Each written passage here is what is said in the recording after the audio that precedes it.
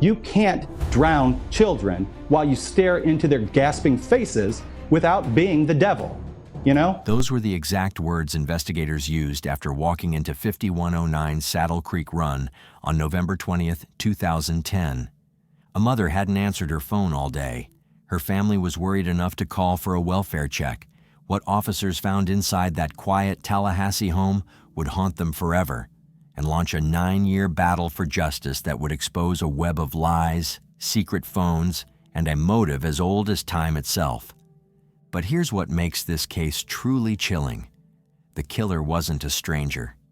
They weren't a cartel hitman or a drug dealer seeking revenge. The person who murdered Brandy Peters and her 3 children was someone who'd held her hand, someone who'd promised to be there, someone those kids called by name. How'd you get this little scratch right there? Did you get some scratch right here? Do you know, how'd you get all that? You know if I just take some pictures? No, I don't mind. Okay. Is this gonna be like used against me or something? Well, Before we uncover how investigators tracked down the killer through one crucial mistake he made, let me take you back to who this family really was. Because understanding their story makes what happened to them even more heartbreaking. Brandy Peters was the kind of person who lit up every room she walked into. Born on Valentine's Day, 1983. And yes, that detail matters because everyone who knew her said she had this natural warmth that matched her birthday perfectly. The youngest of 8 children from Bainbridge, Georgia, Brandy had moved to Tallahassee as a teenager and built her entire life there. By age 27, she was running a successful hair business from her home. Her clients weren't just customers, they became friends who'd sit in her chair for hours, talking about everything while Brandy worked her magic with braids and styles that nobody else could replicate. She had this gift, inherited from her mother, of making people feel beautiful. But Brandy's real pride? Her 3 children. The twins Tamia and Tanaya were 7 years old, identical in looks but complete opposites in personality. Tamia was the bookworm, always carrying around chapter books way above her grade level. Tanaya was the athlete, the one who challenged neighborhood kids twice her age to races and usually win. Then there was 3-year-old Javante, or as Brandy called him, her little man. He had his mother's smile and this infectious laugh that could get him out of any trouble. He was obsessed with trains, and Brandy had just bought him a wooden track set that took up half their living room floor. Their home at Saddle Creek Run wasn't fancy, but it was theirs. A modest 3-bedroom house in a family neighborhood where kids rode bikes until the streetlights came on. Brandy had painted the girls' room purple, their favorite color, and hung their artwork on every available wall space. She was that kind of mom.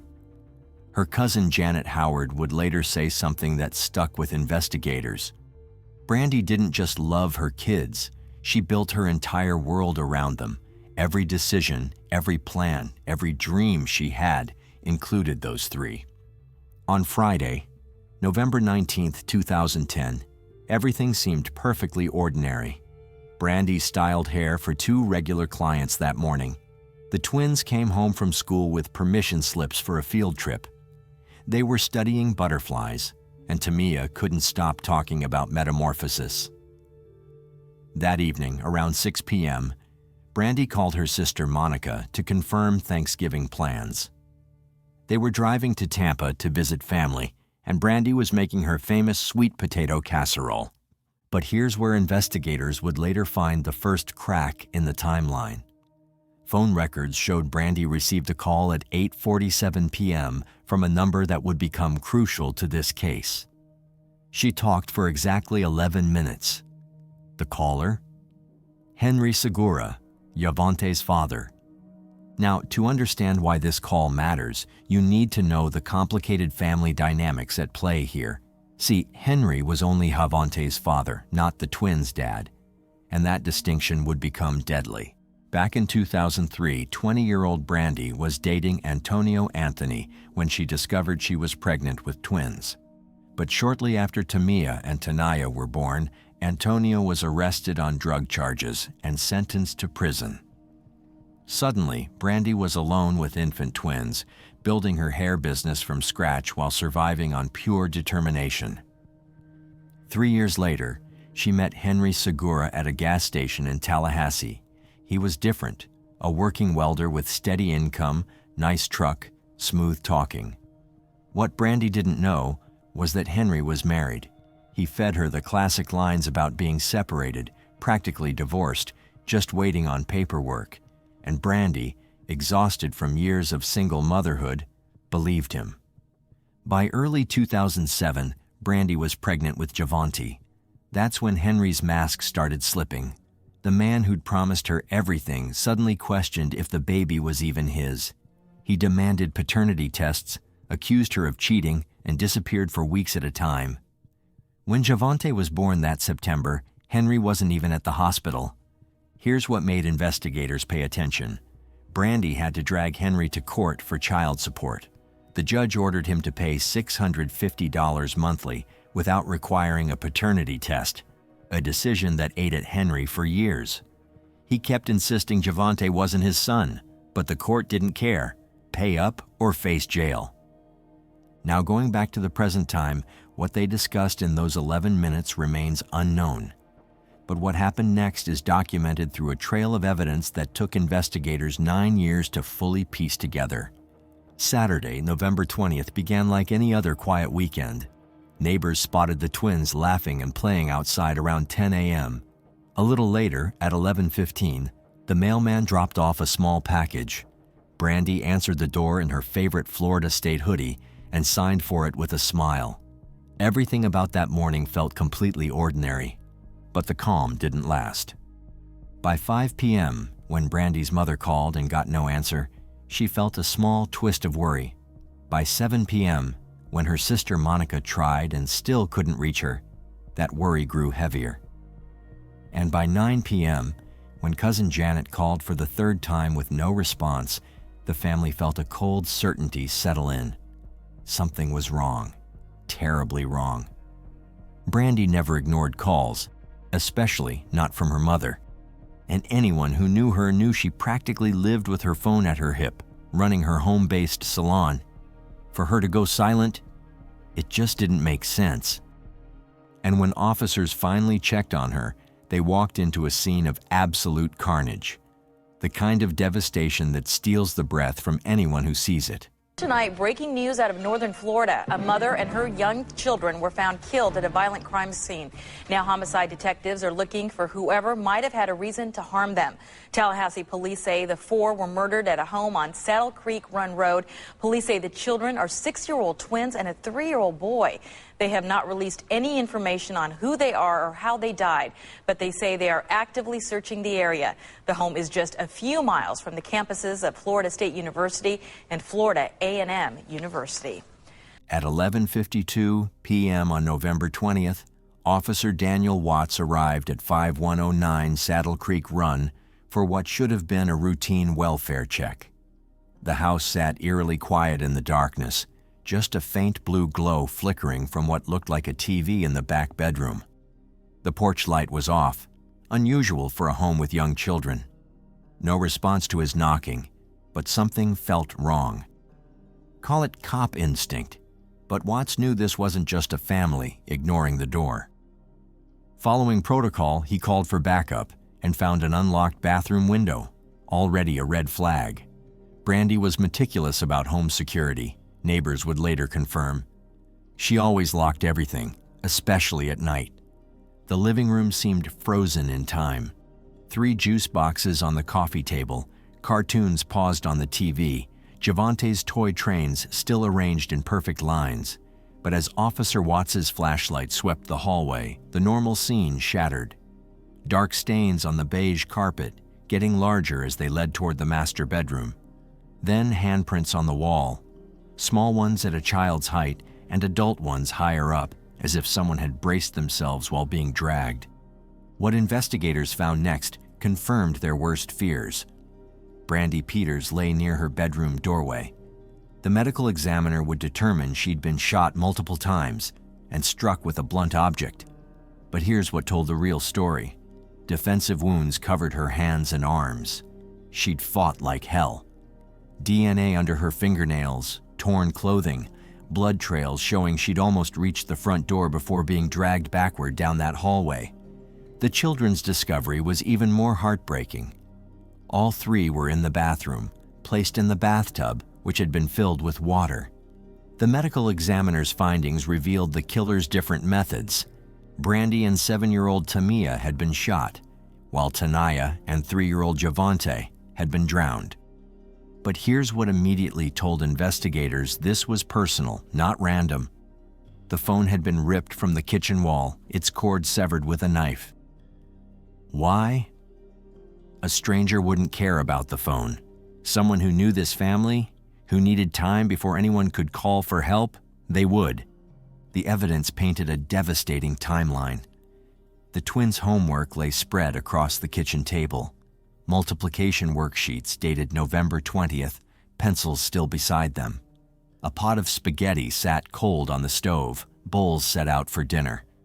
These kids had been doing normal Saturday homework when someone knocked on that door. Someone they recognized. Someone Brandy let inside. Within hours, detectives confirmed what the scene already screamed. No forced entry meant the killer had a key or was welcomed in. No robbery. Brandy's purse sat untouched with $127 cash inside, her laptop still on the counter, the flat-screen TV she'd saved 3 months to buy still mounted on the wall. Investigators quickly turned their attention to the people closest to Brandy. The twins' father, Antonio Anthony, was immediately ruled out as he was serving time in state prison, giving him an unquestionable alibi. That left one person in sharp focus, Henry Segura, Javante's father. So when detectives finally reached Henry at 2:14 a.m. on November 21st, his reaction caught their attention right away. And Javante is your child? Yes, sir. Okay. It was some paternity issues, but legally he is my son. Yeah. Henry's story seemed straightforward initially. He'd been home all day with his wife, Carol. His cell phone records backed this up. The phone never left his house in Quincy, about 20 miles from Brandy's home. He described Brandy as cool and sweet, insisting they had no problems. But detectives noticed something. Henry never once asked how his son died. Most parents would need to know those details, horrible as they are, but Henry didn't. Then came the scratches. Fresh red marks on Henry's hands and arms that he claimed were from a street fight days earlier. He even volunteered his DNA, which investigators saw as either confidence in his innocence or arrogance about getting away with murder. As investigators dug deeper, they uncovered a potential motive that made their blood run cold. Henry Segura owed Brandy $20,000 in unpaid child support. Court records showed she'd been pressing for payment, and a hearing was scheduled for December 3rd, just 2 weeks after the murders. The prosecution's theory was devastating because of how simple it sounded. If Brandy died, the child support debt vanished. But if only Javante was killed, Henry would still owe that money to Brandy. In their view, Henry believed both had to die for his financial problems to disappear. And the twins? According to the theory, they were simply in the wrong place at the wrong time. They were supposed to be at their grandmother's house that night, but a last-minute change of plans kept them home. At this point, you'd think the evidence would clearly point to Henry as the killer, but it didn't. Before investigators could zero in on him, they were pulled into a series of strange, unexpected leads that felt like something straight out of a crime thriller. First came James Carlos Santos, a convicted drug dealer serving time in federal prison. Santos claimed Brandy had been running drugs for him and skimming coke off the top. He said he'd ordered the hit from his cell. He even had love letters he claimed to have exchanged with Brandy. But when investigators pressed Santos for details about Brandy, what she looked like, where she lived, basic facts about her life, he couldn't answer. A psychiatric evaluation revealed what detectives suspected. Santos was delusional, a pathological liar seeking attention. Then came the DNA found on the severed phone cord. It matched a profile in the system linked to an Italian drug smuggler. The FBI actually sent agents to Rome, where this person voluntarily provided a DNA sample at the U.S. Embassy. And it turns out it didn't match. Another dead end. Multiple jailhouse informants came forward with stories. Gregory Washington claimed someone named Demario Paramore had confessed to him. Another said it was a cartel hit, pointing to a spade shovel found at the scene as a calling card. All of it fell apart under scrutiny. 10 days after the murders, investigators brought Henry back for another interview. This time, they'd done their homework. They'd talked to his girlfriends. Yes, plural. They'd pulled financial records, and they'd found something Henry thought he'd hidden: a second cell phone. When confronted, Henry lost his composure for the first time. He'd been so careful to establish his alibi with one phone, he never imagined investigators would find the other. But they did, and its GPS data told a very different story. The secret phone placed Henry at Brandy's house between 3 and 5 p.m. on November 20th, the exact window when the murders occurred. Caught in his lie, Henry scrambled for an explanation. He admitted going to Brandy's house but claimed it was for consensual intercourse, not murder. He said he didn't mention it initially because he didn't want his wife to find out. But investigators found problems with this new story too. Brandy's cousin Janet had talked to her at 3:30 p.m. that day.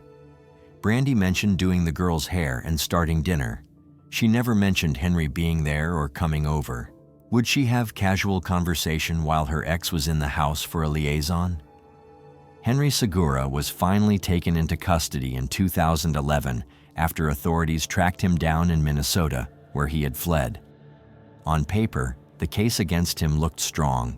Prosecutors had a clear motive, a possible window of opportunity, and that troubling GPS data that seemed to place him near the crime scene. But Henry's defense team was sharp, and they centered their strategy around one crucial point. There was absolutely no DNA linking him to the murders, and that mattered. Despite how violent and chaotic the crime scene was, not a single piece of Henry's DNA was found inside the house.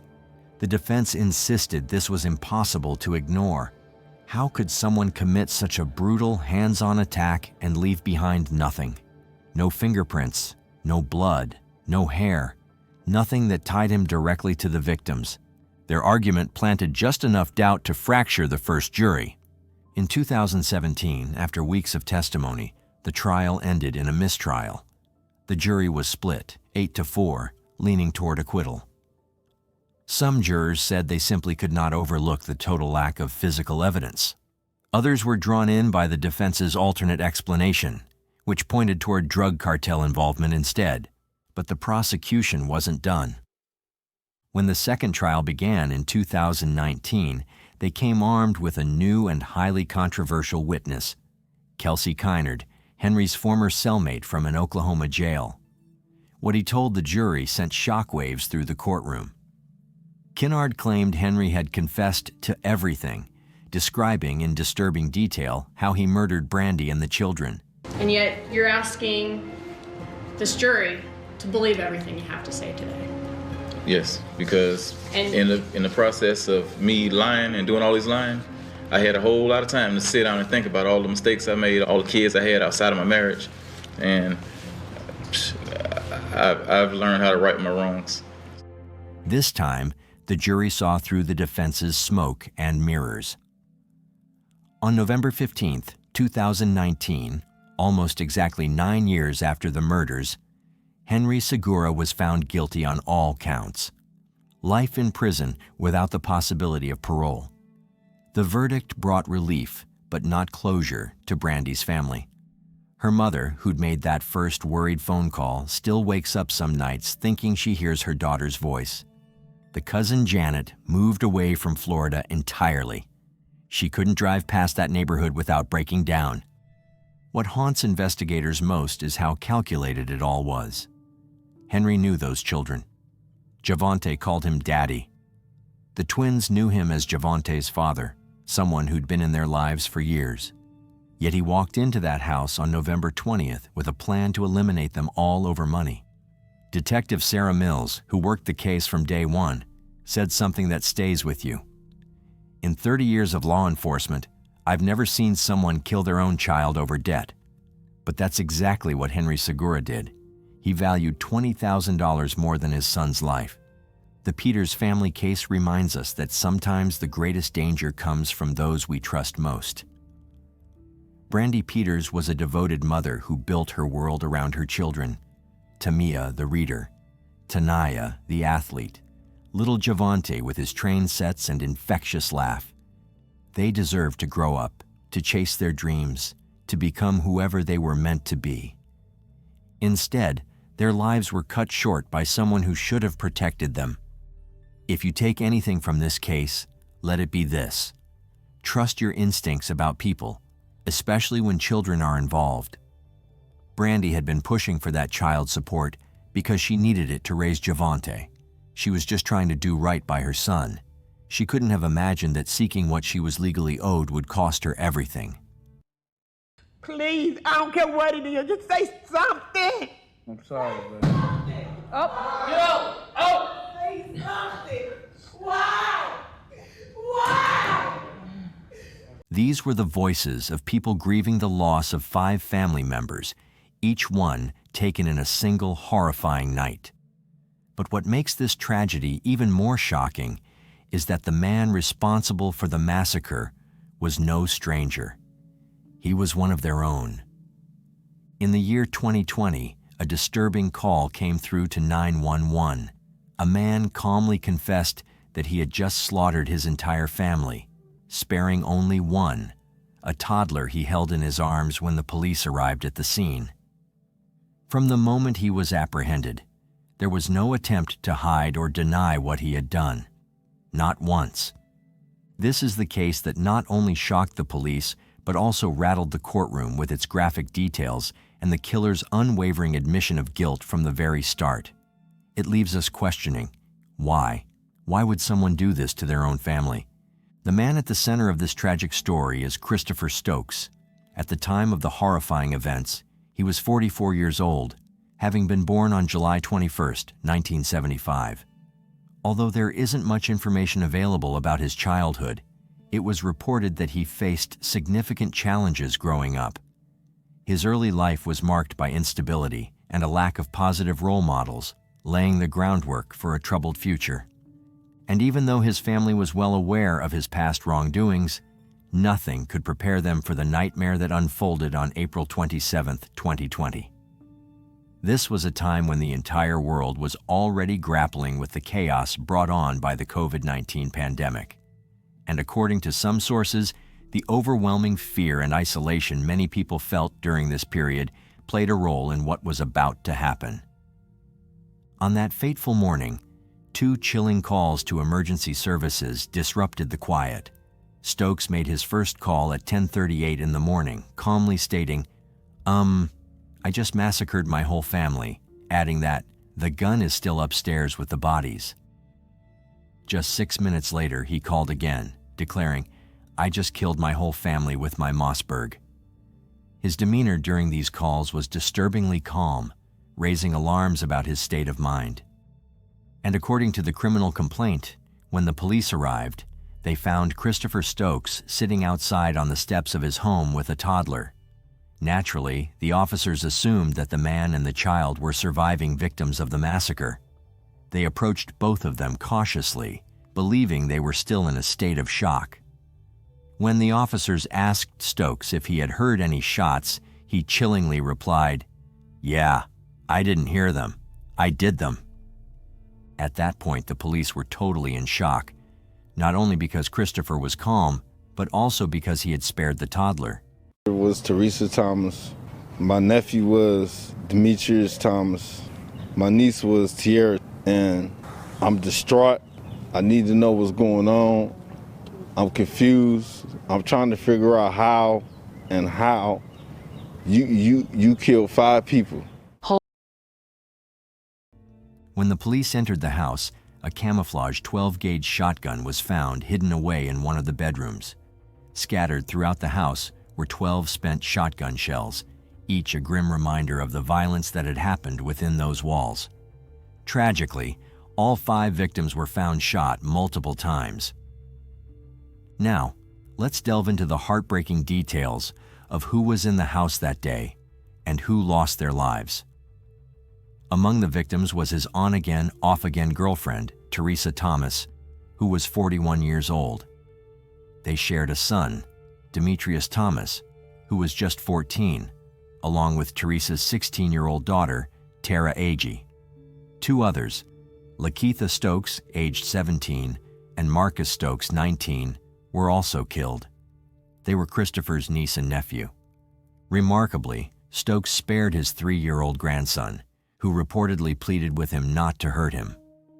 Just imagine the trauma this child has endured, witnessing such horrific violence at such a young age. At 3, a child is aware enough to say, "Please don't hurt me." And it's heartbreaking to think about how this experience will shape his life moving forward. But the real issue goes beyond the shock of the crime itself. When Christopher Stokes entered his plea deal, it raised serious questions. He repeatedly stated, "Yes, I did it," which made people wonder about his mental state. Did he suffer from any mental illness? Was he battling depression at that time? How could he make the horrific decision to kill his entire family? By the way, I post true crime and new cases here every day. So if that sounds like your kind of thing, please consider subscribing. It helps a lot. Now, to really understand what might have led to this tragedy, you have to look at his past. As mentioned earlier, Christopher had a long history of run-ins with the law, especially when it came to domestic violence. Back in 2002, he was convicted of misdemeanor battery and got sentenced to probation, along with being required to attend domestic abuse counseling. On top of that, he wasn't allowed to own any firearms. Then, 5 years later, in 2007, things got worse. He pleaded guilty to felony battery, bail jumping, and intimidating a witness. That got him 4.5 years in prison, and once again, no firearms. But it didn't stop there. In 2012, he ended up in court again, this time for another misdemeanor battery with a domestic abuse modifier, which landed him another 18 months behind bars. And in 2016, the State Department of Workforce Development filed a warrant against him seeking unpaid unemployment compensation, totaling $13,304. Unfortunately, the online records provide limited information regarding the details of this case. According to Ben Jed, a spokesman for the Department of Workforce Development, such cases are treated as confidential under state law. Fast forward to 2017, and he's back with another misdemeanor, disorderly conduct, which got him a month in jail. So, it's pretty clear that this wasn't some one-time thing. Christopher had a pattern of violent behavior, particularly towards women, which makes this whole situation even more tragic. Most of his past charges were probably tied to domestic violence, and it's no real surprise that his final horrifying act was against those closest to him, his on and off girlfriend, his children, and other family members. Out of the 5 people he killed, 3 of them were women, which shows he had deep-rooted issues with violence, especially against women, that just spiraled out of control. In the end, the court decided that Christopher was mentally fit to stand trial. They determined that he was sane when he committed the murders and fully understood what he was doing. While his actions were tragic and unforgivable, the legal system made it clear that mental illness wasn't the cause of his decision to commit this horrible crime.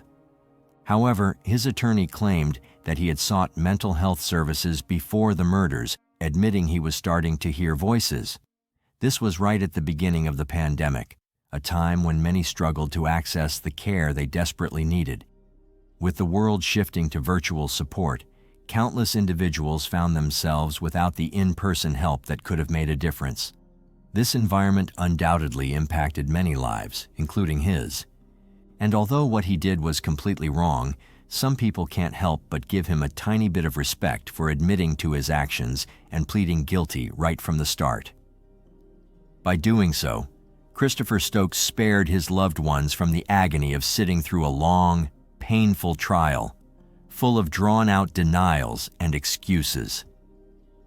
Time after time, we see people commit horrendous crimes and then force their families, as well as the victims' families, to endure a lengthy court process where they lie, deflect, and insist on their innocence. But Stokes, at least, owned up to what he did right away. That said, his admission didn't exactly bring peace to those left behind. Yes, his plea deal may have shortened the courtroom proceedings, but the heartbreak, anger, and confusion still consumed the family. In fact, during the hearing, his sister, who was undoubtedly full of grief, spoke up and demanded answers, shouting at him to say something, anything, to explain what he had done. I need you to say something to me, Chris. Please, I don't care what it is, just say something. Another family member, so overwhelmed by her emotions, had to be escorted out of the courthouse because she couldn't stop asking Christopher, why? Why? Why? Why, Chris? Why? But we really do hate him for that.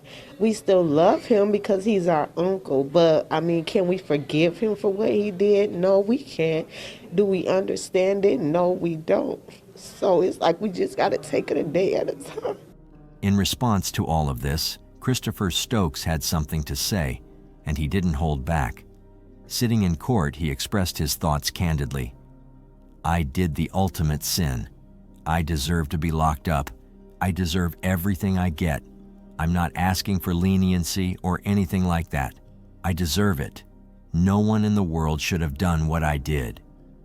He further added, I woke up and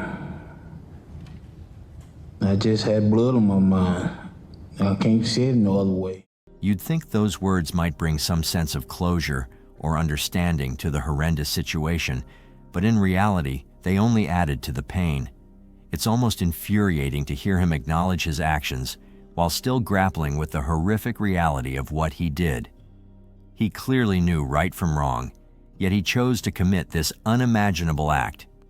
When it came time for sentencing, the judge delivered a staggering verdict: 40 years for each victim. Add in another 5 years for illegally possessing a firearm as a convicted felon, and that brought his total to an astonishing 205 years. The law is pretty unforgiving in cases like this, and rightfully so. However, before handing down such a harsh sentence, they needed to make sure Christopher was mentally fit to stand trial.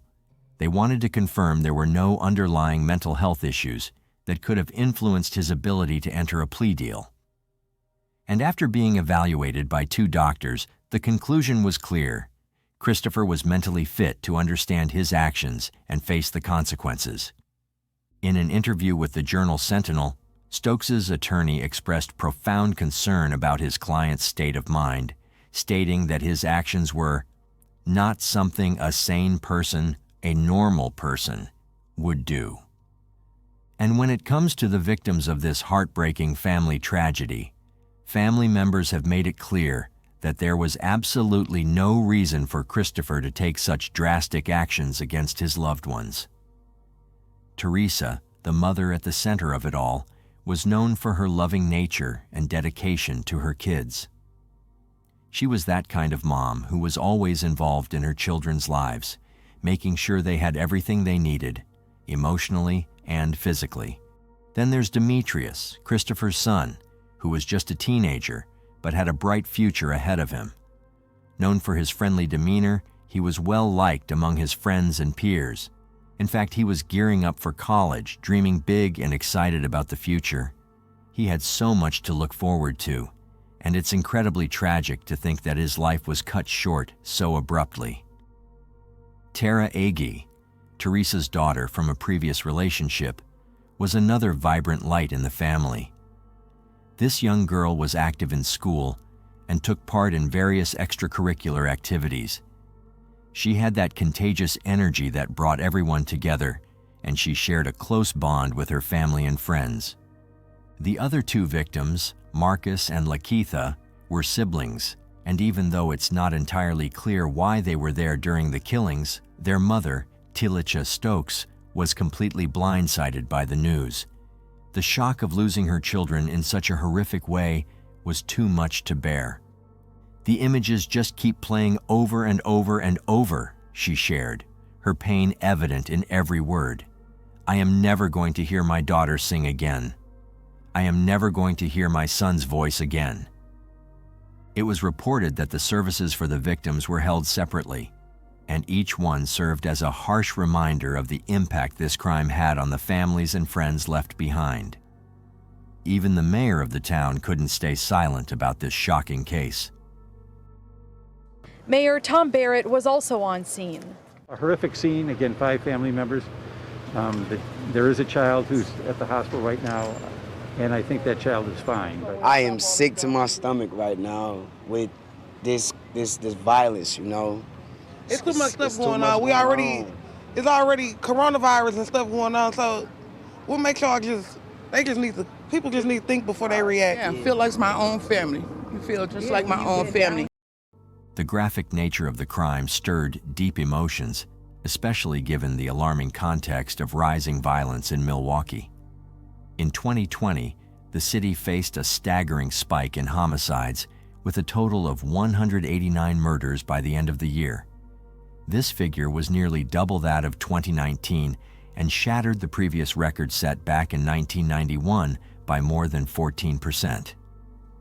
The surge in violence was linked to a mix of factors at that time, many of which stemmed from the unprecedented challenges brought on by the COVID-19 pandemic. Lockdowns, economic hardships, and social unrest all contributed to a perfect storm of chaos and desperation. Just 2 months before the devastating Stokes family tragedy, Milwaukee was already shaken by another heartbreaking event. In February, 5 people tragically lost their lives in a shooting at the Molson Coors Brewing Company campus, one of the city's biggest employers. The shooter, a 51-year-old employee of the company, also took his own life after the attack. Authorities later confirmed he died from self-inflicted wounds. What makes this tragedy also chilling is that, to this day, no clear motive has been uncovered. His reasons remain a mystery, much like how we still don't fully understand why Christopher Stokes carried out the brutal massacre of his own family. The shooting took place in the early afternoon, around 2:08 p.m. local time, while hundreds of employees were still at work. It was a scene of chaos and disbelief as the city grappled with yet another act of violence. Milwaukee Mayor Tom Barrett spoke about the incident during a news briefing shortly after it happened, calling it a tragic day for the city and labeling the shooting as a horrific act. Police Chief Alfonso Morales confirmed that all 5 victims were employees at Molson Coors. He commended the swift response of the city's police, FBI agents, and firefighters, who worked tirelessly to manage the aftermath of the attack. The 5 victims were simply going about their day, working at the brewery, when their lives were abruptly taken.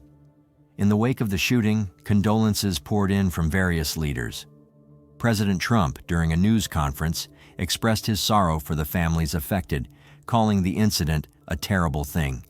Wisconsin Governor Tony Evers extended his thoughts to the families of those senselessly lost, emphasizing the long-lasting impact of such gun violence on both the local community and the state. This shooting marked the 11th mass shooting in Wisconsin since 2004, according to Wisconsin Lieutenant Governor Mandela Barnes.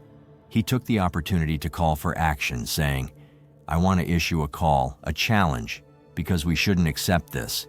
We should never grow comfortable in the face of these repeated tragedies. We have a duty to act." That is one of my biggest fears, bigger fears, this happening again in our community. But even a bigger fear than that is the fact that it won't faze anybody at some point. People will just look at it and think this is just the way that it is. But it seems like this statement about the need for action didn't quite hit home, as just 2 months later, Milwaukee was shaken by another shocking murder. And that is the very case that we have just deep dived, the Stokes family massacre. And sadly, tragedies like this continued to haunt Milwaukee up to this day. Fast forward to December 24th, 2021, when yet another crime shattered the city.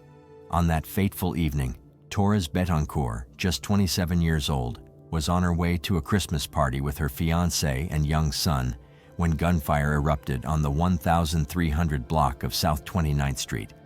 A stray bullet pierced her car door, tragically striking her in the upper body. In a heartbreaking turn of events, she lost her life, while miraculously, no one else in the car was harmed. Initially, investigators had very little to work with, only discovering a spent bullet shell on the ground nearby. However, as they broadened their search, they found that shots had been fired about a quarter-mile away outside a corner store on the 1200 block of South 33rd Street shortly before the shooting that claimed Torres Betancourt's life. Police recovered 5 casings from that scene, and an analysis revealed they were likely fired from the same gun that killed Torres. Surveillance footage from the store showed a man who officers recognized as Raymond King, a suspect they were familiar with due to prior encounters. King, who was just 19 at the time, initially faced serious charges, including first-degree intentional homicide and 2 counts of first-degree recklessly endangering safety, both as a party to a crime. However, in March, he pleaded guilty to second-degree reckless homicide. In a decision that left many in shock, Judge Wagner sentenced him to 8 years in prison, aligning with a recommendation from Assistant District Attorney Paul Tiffin. With credit for the 627 days he had already spent in jail awaiting trial, King could potentially be released after only 5.5 years behind bars.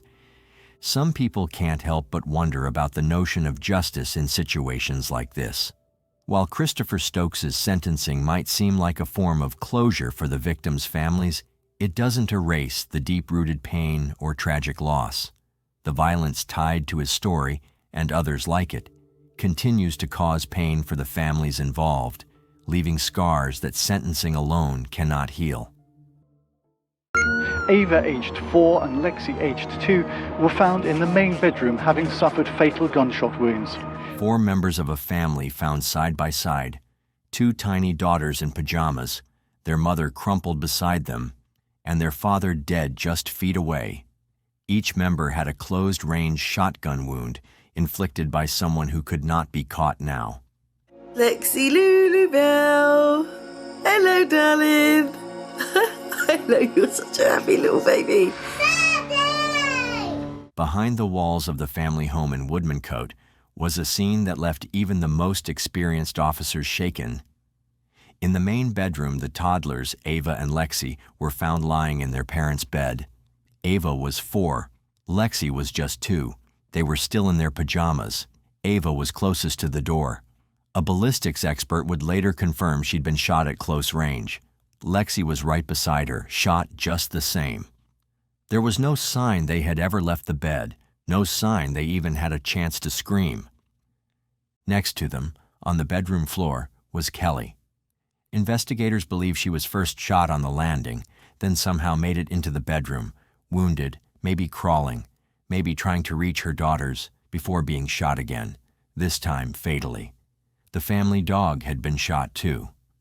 Outside the room, the father, Robert Needham's body was found on the landing. It was a scene of total devastation. Officers who walked into that house didn't forget what they saw. Some of them spent days inside working the scene. What they witnessed wasn't just tragic. It was brutal, calculated, and deeply disturbing. There was no note, no warning. Just a family wiped out in one night. Was this another case of a familicide? The family's loved ones were looking for answers. In the quiet village of Woodmancote, tucked away in the countryside of West Sussex, a family was building a life many would envy. Their days were filled with toddler giggles, warmth, and plans for a bright, adventurous future. Kelly Fitzgibbons, turning 40 years old, had just started writing a bucket list. She wanted to take her daughters, Ava and Lexi, to Disneyland. She dreamed of a luxurious trip on the Orient Express, but she also longed for simpler joys, joining a baking class, watching a movie at a drive-in, donating blood 25 times to earn a silver donor card. That last one spoke volumes.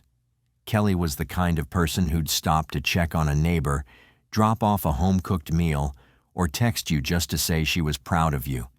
She had a heart that made people feel safe, seen, and loved. Kelly decided to share her life with Ruppert Needham, a 42-year-old self-employed builder.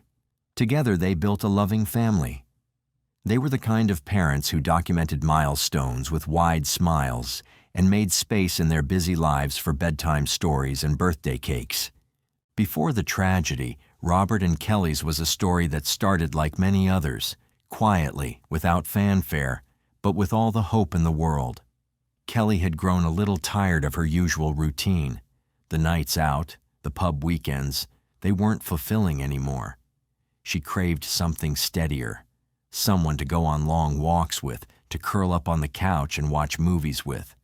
She wasn't looking for fireworks, just a hand to hold. Then came Rob. Kelly was around 26 when they met, and he filled that space in her life effortlessly. Rob was different, shy, quiet, maybe even a little awkward in a crowd, but with Kelly, he lit up. He looked at her like she was the only person in the room. He didn't snap, didn't raise his voice. He adored her in a way that was soft and steady, and she adored him right back. Rob wasn't flashy.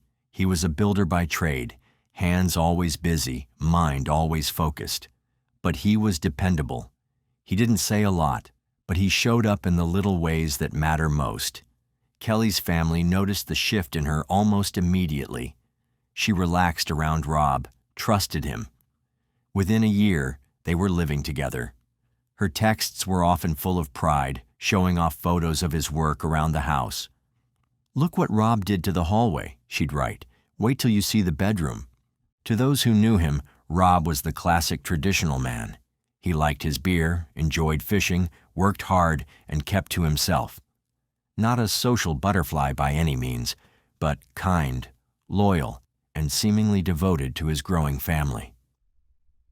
By 2015, life was beginning to take shape for Kelly and Rob. That August, they welcomed their first daughter, Ava, a bright, bubbly child who lit up their world. Ava was 2 years later, their second daughter, Lexi, was born, and the couple's family felt complete. Lexi Lulubelle. Hello, darling. Hello, you're such a happy little baby. Shortly after Lexi's birth in 2017, they made a big move. Rob's father had passed away, and the couple decided to relocate to Woodmancote, a quiet village in West Sussex, to live with Rob's mother, Maureen. The plan was practical: support Maureen in her grief, help her adjust, and stay close in case she needed anything. The house they moved into was a large, detached property owned by Maureen. Rob, ever the builder, took on the challenge of renovating it himself. While the work was ongoing, Kelly and Rob settled into a converted section of the house, a self-contained unit with 2 bedrooms upstairs and a kitchen and dining space below. It was cozy, functional, and filled with the joyful chaos of raising 2 young children. Kelly did what she always did, gave her all. She helped Maureen with errands, ran the household, and devoted herself to her girls. While Kelly was out there making life easier for everyone, Ruppert was rarely in the picture. Last time he was seen alive with his family was before the day of the murders. Just 2 days before, on Friday, March 27th, Kelly posted a picture to Facebook, a sunny afternoon walk through the fields near their home. Rob led the way with the family dog Billy, while Ava and Lexi followed close behind. The caption was lighthearted, a simple nod to the family's daily routine during the first days of the lockdown. Everything about the photo suggested normalcy. The next day, she shared another update, this time in a group chat with friends. Rob had just finished building a climbing frame in the garden for the girls, and Kelly snapped a photo, joking that it would keep them busy for a while. It was the kind of small, everyday moment that said nothing was wrong. That same Saturday, she video called her twin sister, Emma. The conversation was typical, casual and filled with the kind of back and forth that only twins can share. They talked about lockdown life, about how strange it felt not being able to go out. Kelly was her usual self, chatty, upbeat, holding it together despite the uncertainty outside. At one point, Ava proudly showed off her marble collection, and Lexi was darting around in the background, full of energy. Later that evening, Kelly and Rob ordered a Chinese takeaway, a quiet end to a memorable day. But by the next morning, something felt off. Emma hadn't heard back from Kelly after sending a message the night before. At first it seemed like a delay, maybe a distraction with the kids. But as hours passed and calls went unanswered, the silence grew heavier.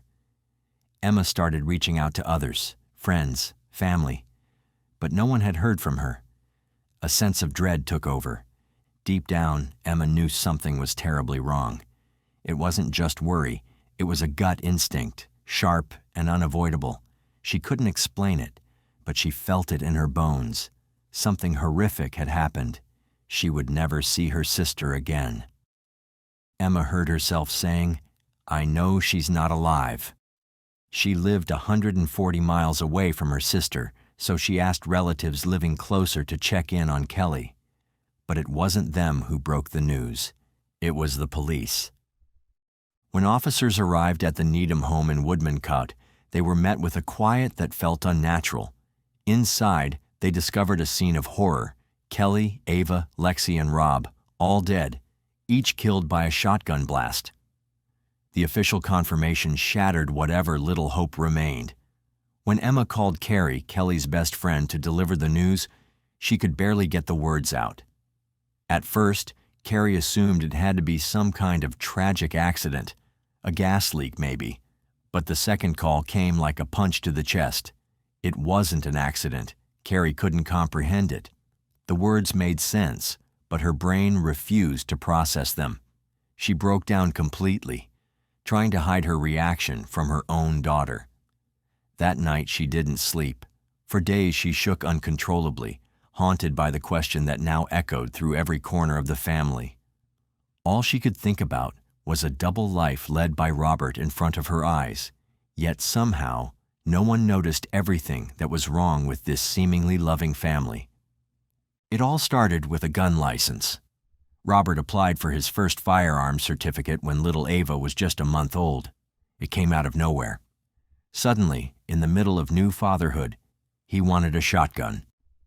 Kelly thought it was strange, odd timing maybe, but if it made him happy, if it was just a harmless hobby, she wasn't going to stand in his way. Still, something about it didn't sit right. To get that license, Rob had to fill out an application, one that required honesty about medical and criminal history.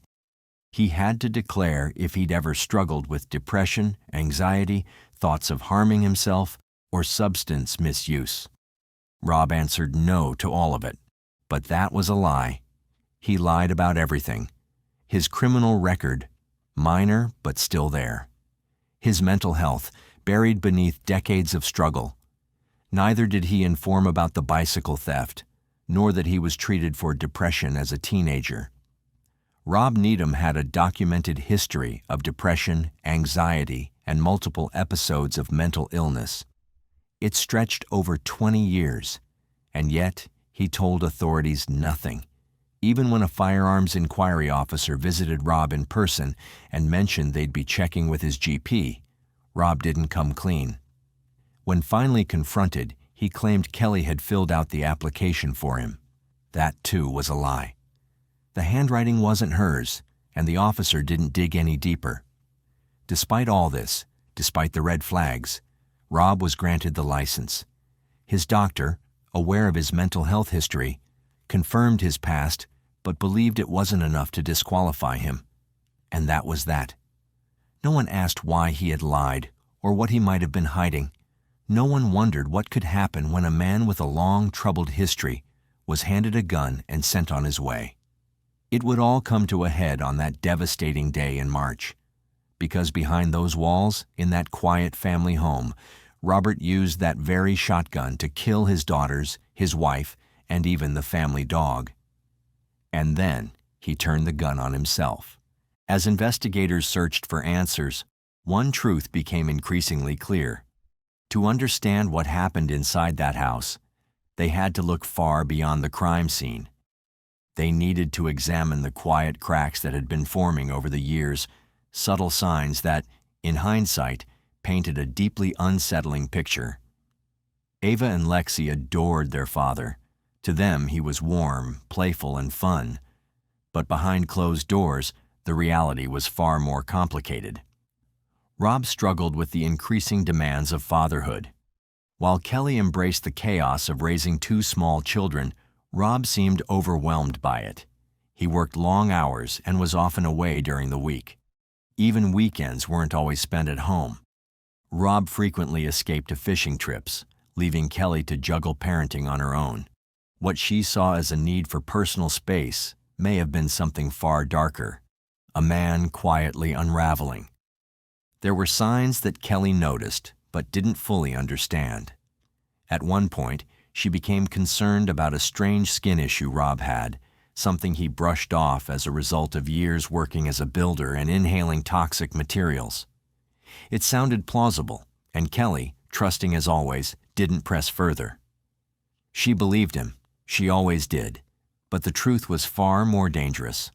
What Rob never admitted, not to Kelly, not to his other closed ones, was that he had been battling a long-term cocaine addiction. The damage wasn't just physical, it was psychological.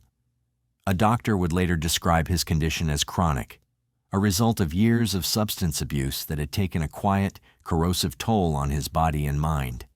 And somehow, Rob had managed to hide it, not just from acquaintances, but from the person who loved him most. Kelly never doubted him. That was who she was, open-hearted, trusting, and loyal. If Rob said something, she took it at face value. She didn't question his explanations or investigate further, and perhaps that's what made it all the more heartbreaking. Rob had been capable of hiding big truths from her, while she was simply trying to hold the family together. Rob got all the love from his girls, but did he give out any? Especially to Kelly. As the investigation unfolded, a deep dive into the couple's past would reveal subtle signs of a relationship falling apart. The documentary The Fitzgibbons, A Murder in the Family, gave an unsettling glimpse behind this facade of stability. For all the photos of country walks and family dinners, something was horribly wrong. Though the inquest did not conclude that Kelly was formally a victim of domestic abuse, there were signs. Small, private moments that pointed to a pattern of fear and tension between the couple. In text messages recovered after the murders, Kelly pleaded with Rob to control his temper. She asked him not to shout, not to slam doors. She admitted she dreaded coming home. Sometimes she told him she would get out of his way so he wouldn't explode in front of the girls. Just a month before she died, she suggested they take a break. To outsiders, Rob still looked like a devoted father. Even Kelly never contradicted that impression openly. But in reality, he was a man with a long history of weak mental health, recurring thoughts of harming himself, days spent away from the family, and a secret cocaine addiction he never confessed to. Those messages were more than just arguments. They hinted at something building in the background, something Kelly never fully admitted, but which was slowly tightening around her. She never told anyone, not even Emma, whom she spoke to every single day. I spent hours and days and nights thinking, have we missed anything? Emma would later say she had no idea Rob was ever violent or controlling. From what she saw, Kelly's life looked happy, settled, but it wasn't. Kelly's silence wasn't unique. Many women in abusive relationships keep their fear hidden. Sometimes they don't see it as abuse at all. In England and Wales alone, around 23 such cases are recorded each year, an average of 2 every month. Behind these statistics lies a grim pattern. The perpetrators are overwhelmingly men, while the victims are most often women and children. Between April 2010 and March 2011, there were 46 recorded cases of ending one's life after committing homicide across England and Wales. By contrast, between April 2018 and March 2019, that number dropped to 18. But for those who study the harrowing realities of domestic abuse, even the lowest figures ring hollow. Criminologist Jane Monckton Smith, a leading voice in the field, insists these numbers don't tell the full story. Whatever official figure exists, I can promise you that's an underestimation, she says. The real scale of this horror often goes unseen, especially when it's buried behind closed doors or masked by narratives of mental breakdowns and family tragedies. In Europe, the annual rate of such cases ranges from 0.05 per 100,000 people in England, Wales, and the Netherlands to a staggering 0.2 in Finland, 4 times higher. In the U.S., the rate soars even further, reaching up to 0.38 per 100,000 in some states. Behind every statistic, there's a story like Kelly's, a woman who never saw it coming, children who never had a chance, and a man who made sure that if he couldn't control them in life, he would claim them in death. Domestic abuse doesn't always leave bruises. It can be quiet, a raised voice, a slammed door, a threat that never quite sounds like a threat. Over time, the confusion seeps in. Abusers use mind games, gaslighting, and blame to keep their partners off balance. A woman might know she feels miserable, but not be able to explain why. She might even believe it's her fault, that she's too sensitive, too demanding, too much. As long as she feels she is to blame, she's less likely to speak up, less likely to ask for help. And sometimes that silence ends in tragedy no one saw coming, though all the signs were there, waiting to be read. If even the closest people couldn't see it, how many more women are silently enduring the same fate right now, and will we ever recognize the signs before tragedy strikes again? Share your thoughts in the comments below. If you've made it this far, be sure to check out this next video. I think you'll enjoy it. Thank you once again for watching.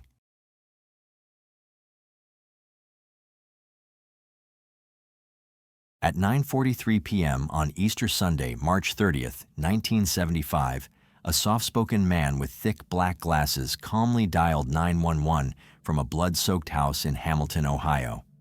His voice was steady, almost casual, as he told the dispatcher, "There's been a shooting." What police would discover inside that modest 2-story home at 635 Minor Avenue would become the deadliest family massacre in American history. 11 members of the Ruppert family, including 8 children, lay dead in 2 rooms. The youngest victim was just 4 years old. But what makes this case even more chilling isn't just the number of victims or the fact that it happened on Christianity's holiest day. It's that the killer sat among the bodies for 3 full hours, contemplating his next move while blood dripped through the floorboards into the basement below. And when investigators finally understood why James Ruppert pulled the trigger 44 times that Easter evening, they uncovered a lifetime of resentment that had been building toward this single, horrific moment.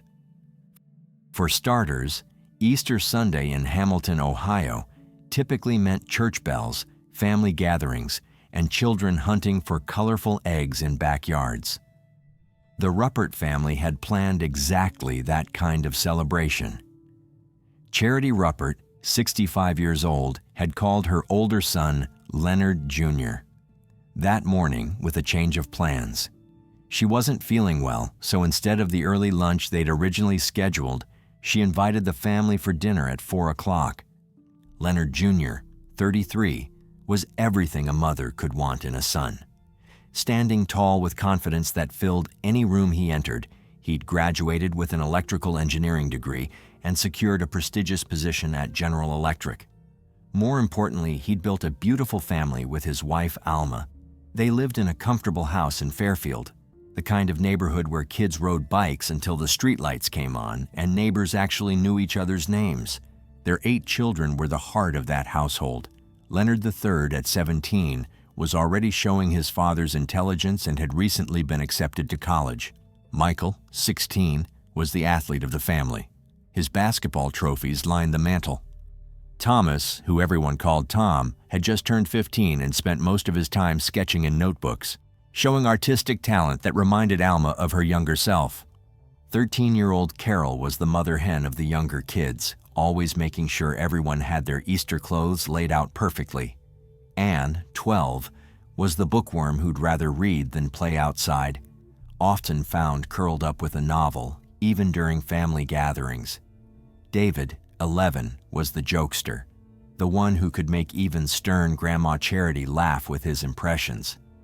9-year-old Teresa had just started taking piano lessons and couldn't wait to show her grandmother what she'd learned.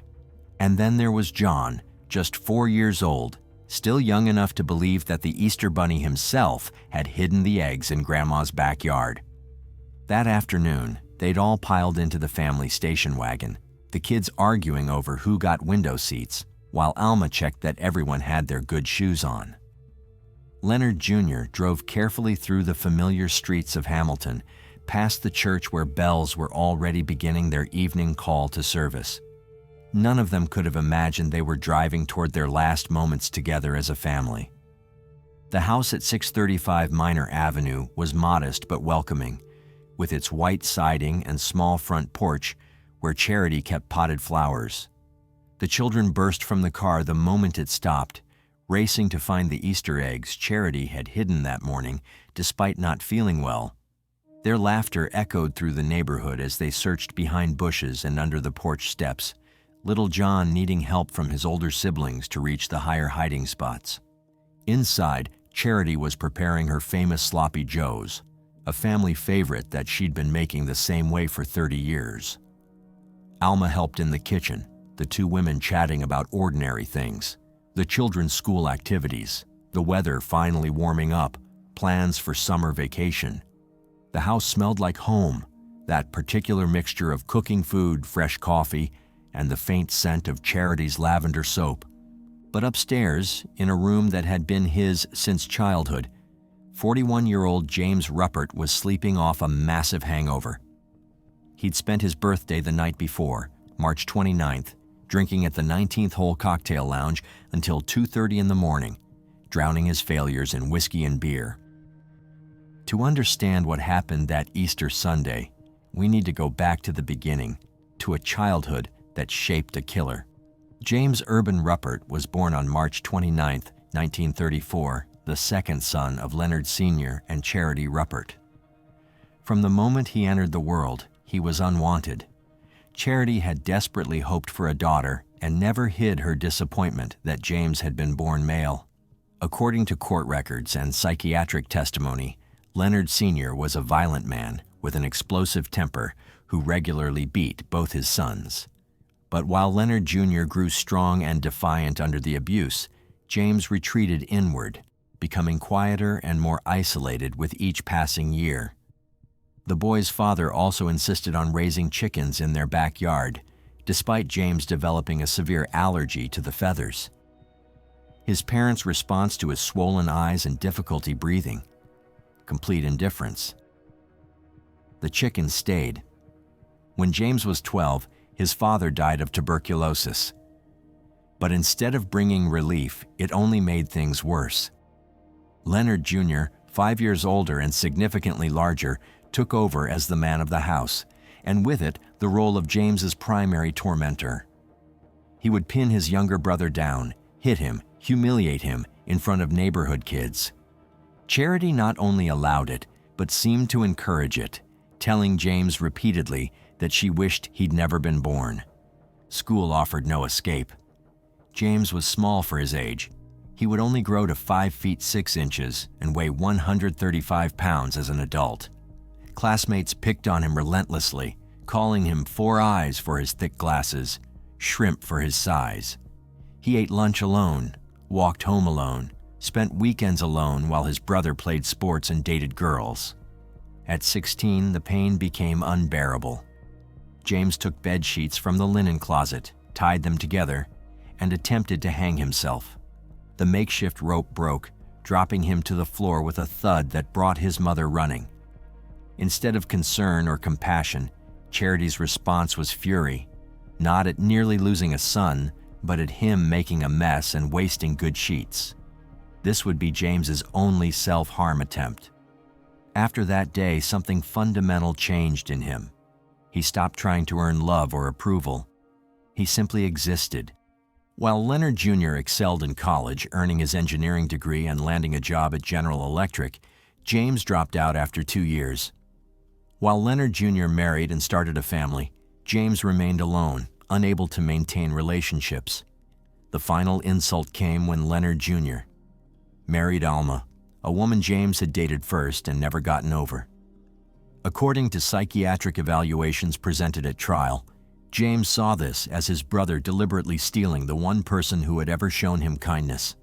By his 40s, James was unemployed, living in his childhood bedroom, borrowing money from the mother who despised him and the brother who mocked him. He had lost his savings in the 1973 to 1974 stock market crash. His only consistent activities were target shooting and drinking. He owned 4 guns, a .357 Magnum, 2 .22 handguns, and a .22 rifle. He spent hours at the shooting range, becoming an expert marksman, one of the few things he was actually good at. From everything we can piece together, the pressure had been building for months. Charity, already exhausted from financially supporting her grown son, finally gave James an ultimatum: get a job and pay rent, or get out. Her patience had worn thin. In her later years, she became increasingly sharp with him, reminding him that if he had money to drink at bars, he had money to contribute. The threat of eviction hung over James like a sword, tightening around him day after day. And then came March 29th, 1975, James's 41st birthday. Instead of celebrating, he spent the afternoon alone along the banks of the Great Miami River, carefully lining up cans and shooting them down one by one with cold, mechanical precision. Witnesses later recalled that he barely reacted between shots. No smile, no frustration, just an empty stare as the echoes rolled across the water. That night, he wandered into the 19th hole cocktail lounge, unsteady on his feet, where bartender Wanda Bishop served him drink after drink. Unaware she was speaking to a man standing on the edge of something unimaginable. According to Wanda Bishop's sworn testimony, James confided that his mother was threatening to throw him out. He stayed until 11 p.m., left briefly, then returned and continued drinking until the bar closed at 2:30 a.m. When Wanda asked if he'd resolved his problem with his mother, James replied, "No, not yet." The next afternoon, April 30th, James woke around 4 p.m. to the sounds of his brother's family downstairs. The Easter egg hunt was over. The children were inside now, their voices carrying up through the thin walls. He could hear Leonard Jr.'s booming laugh, Alma's gentle voice, his mother fussing over the grandchildren she adored, the grandchildren who received all the love James had never gotten. James got dressed and loaded his 4 guns, planning to head to the shooting range. It was what he did most Sundays. But as he walked downstairs carrying his weapons, Leonard Jr. looked up from the living room and said something that would light the fuse. "How's your Volkswagen?" Court testimony revealed James interpreted this as yet another insult about his failures, his beat-up car compared to Leonard's new sedan, his inability to afford anything better. Something inside James snapped, but it wasn't a wild, uncontrolled break. It was cold, methodical, like everything James did at the shooting range. At exactly 6 p.m., just as the church bells began ringing for evening service, James Ruppert walked into the kitchen where his mother, sister-in-law, and several children were preparing dinner. Without saying a word, he raised his guns and started firing. According to forensic evidence and court testimony, Charity was his first target. She saw what was happening and lunged at her son, trying to stop him. He shot her in the head at point-blank range. She dropped instantly. Alma, who was standing at the counter making sandwiches, was next. Multiple shots to the chest. Then David, 11 years old, who had been helping his mother. Then Teresa, 9, who had been setting the table. then Carol, 13, who tried to run but only made it 2 steps. The shooting in the kitchen took less than 60 seconds. James then walked calmly into the living room where Leonard Jr. sat frozen in shock, having heard the gunshots but unable to process what was happening. James shot his brother multiple times in the chest and head. Leonard III, 17, tried to shield his younger siblings, but was cut down immediately. Michael, 16, attempted to run for the door, but never made it. Thomas, 15, was shot while still sitting on the couch, his sketch pad falling to the floor. Anne, 12, was found with a book still in her hands. Little John, just 4 years old, was discovered behind a chair where he'd tried to hide. After the initial barrage, James walked through both rooms systematically, shooting anyone who showed signs of life. Forensic analysis showed he fired 44 rounds total, with 40 finding their targets. He stopped only once to reload. Some victims were shot as many as 4 times to ensure they were dead. The entire massacre took less than 5 minutes. Now, what happened next defies comprehension. James Ruppert didn't flee. He didn't call for help. He simply sat down on the living room couch, surrounded by the bodies of 11 family members, and waited.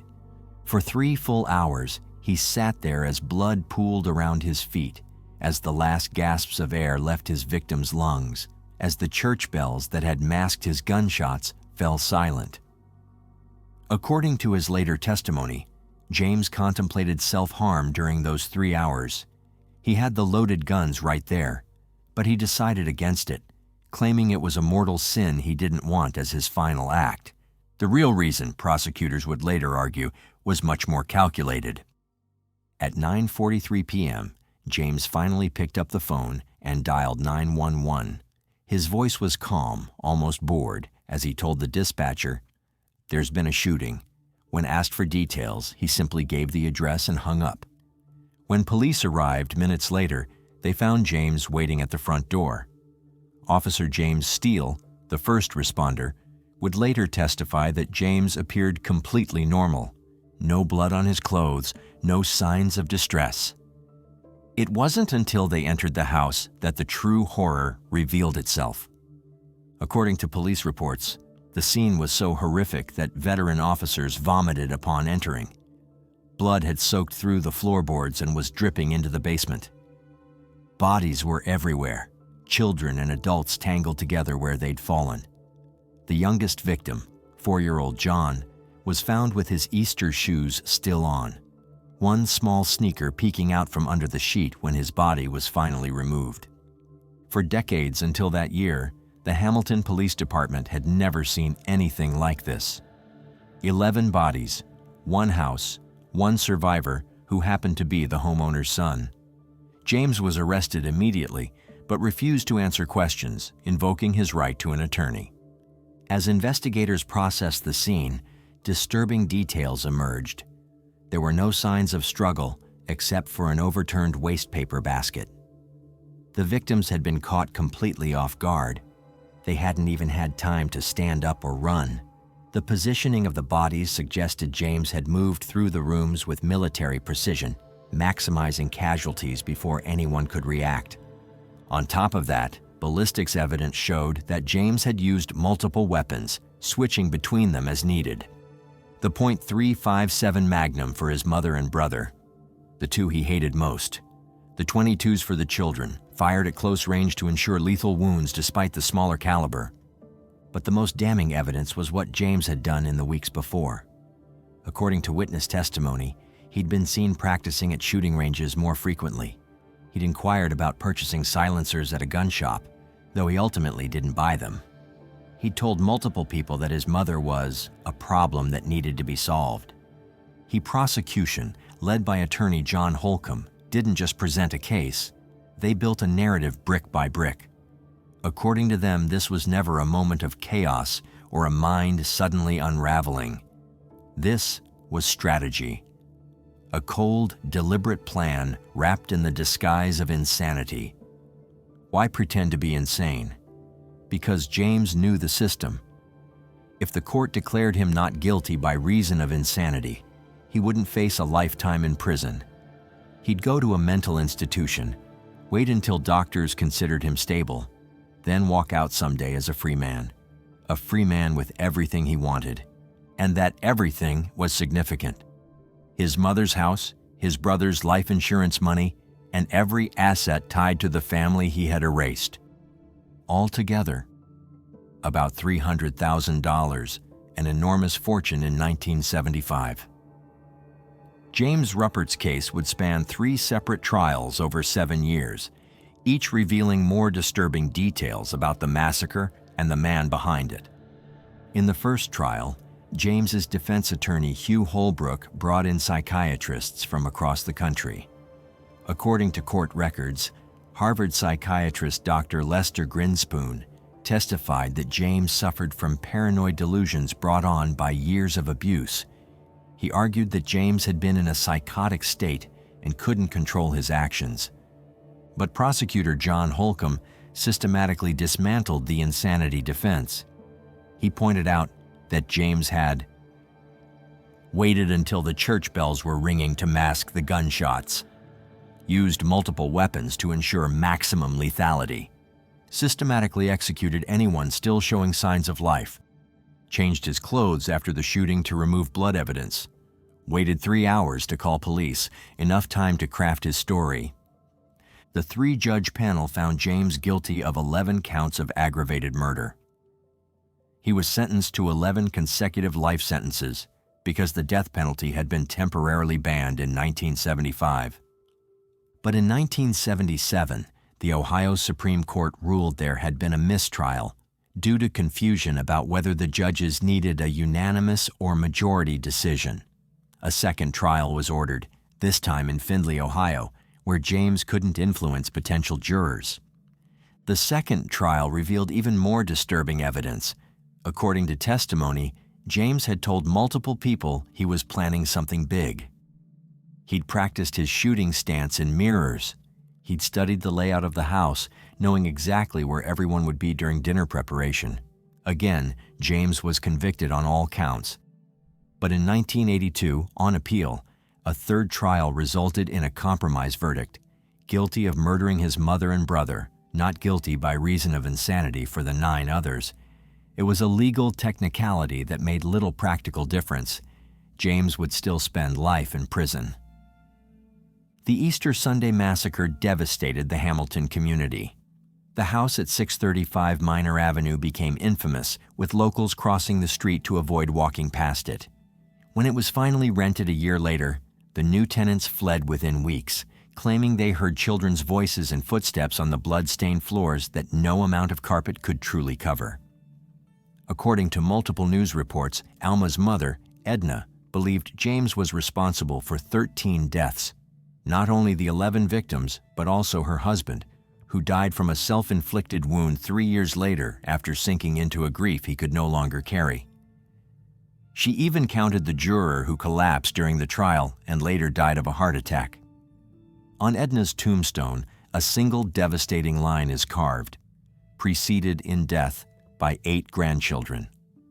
A permanent echo of the family wiped out that Easter. James spent 47 years in prison, appearing before the parole board in 1995, 2005, and 2015, and being denied every time.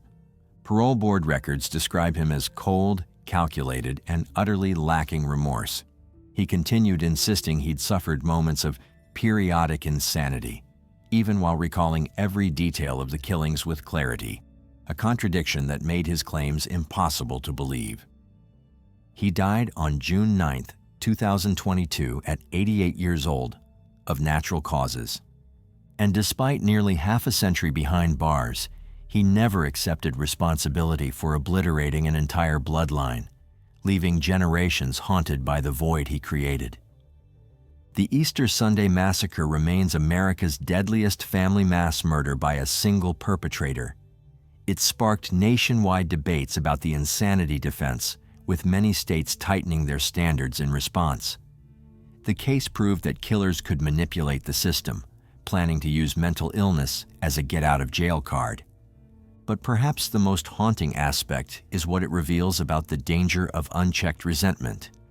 James Ruppert spent 41 years accumulating grievances, cataloging every slight, every insult, every moment his brother succeeded where he failed.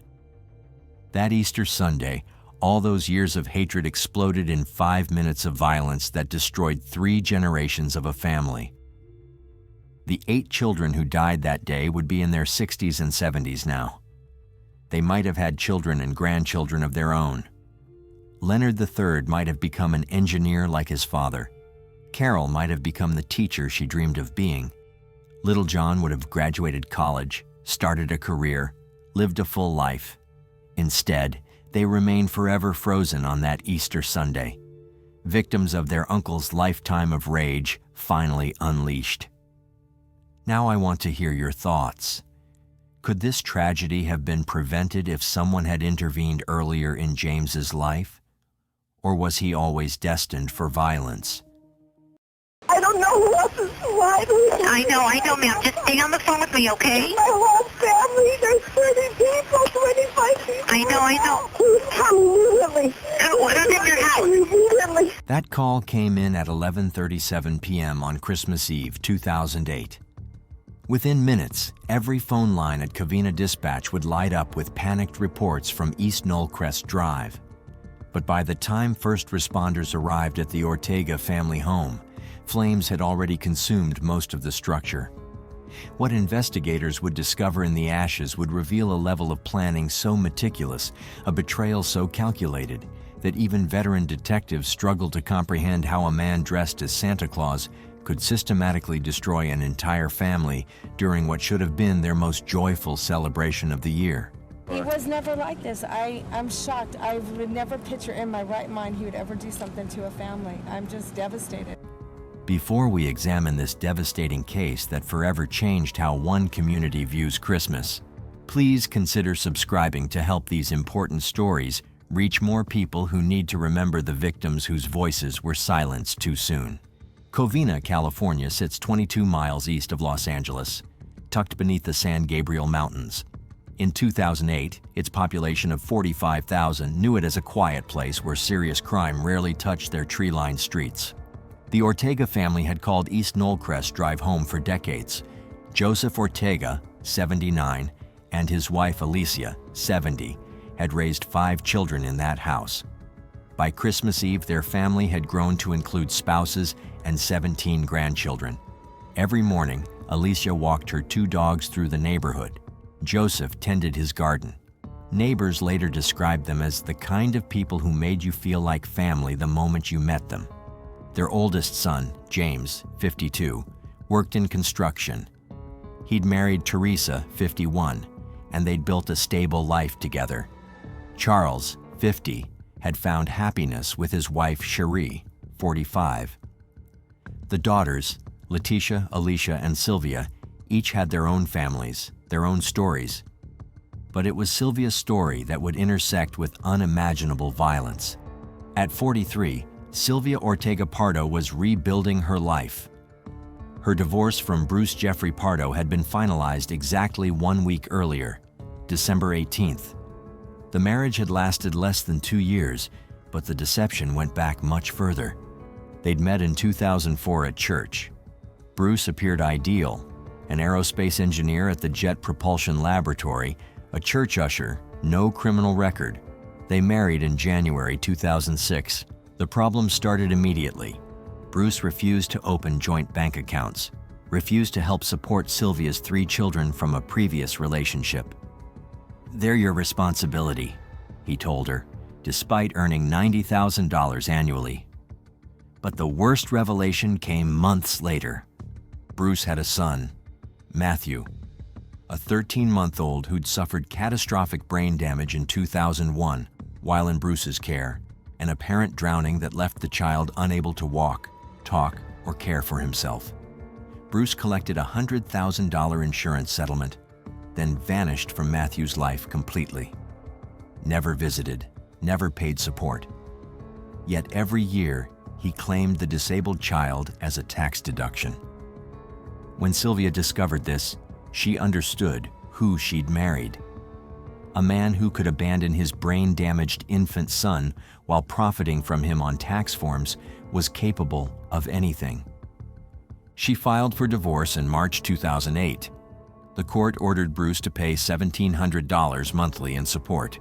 He called friends, raging that Sylvia was taking him to the cleaners.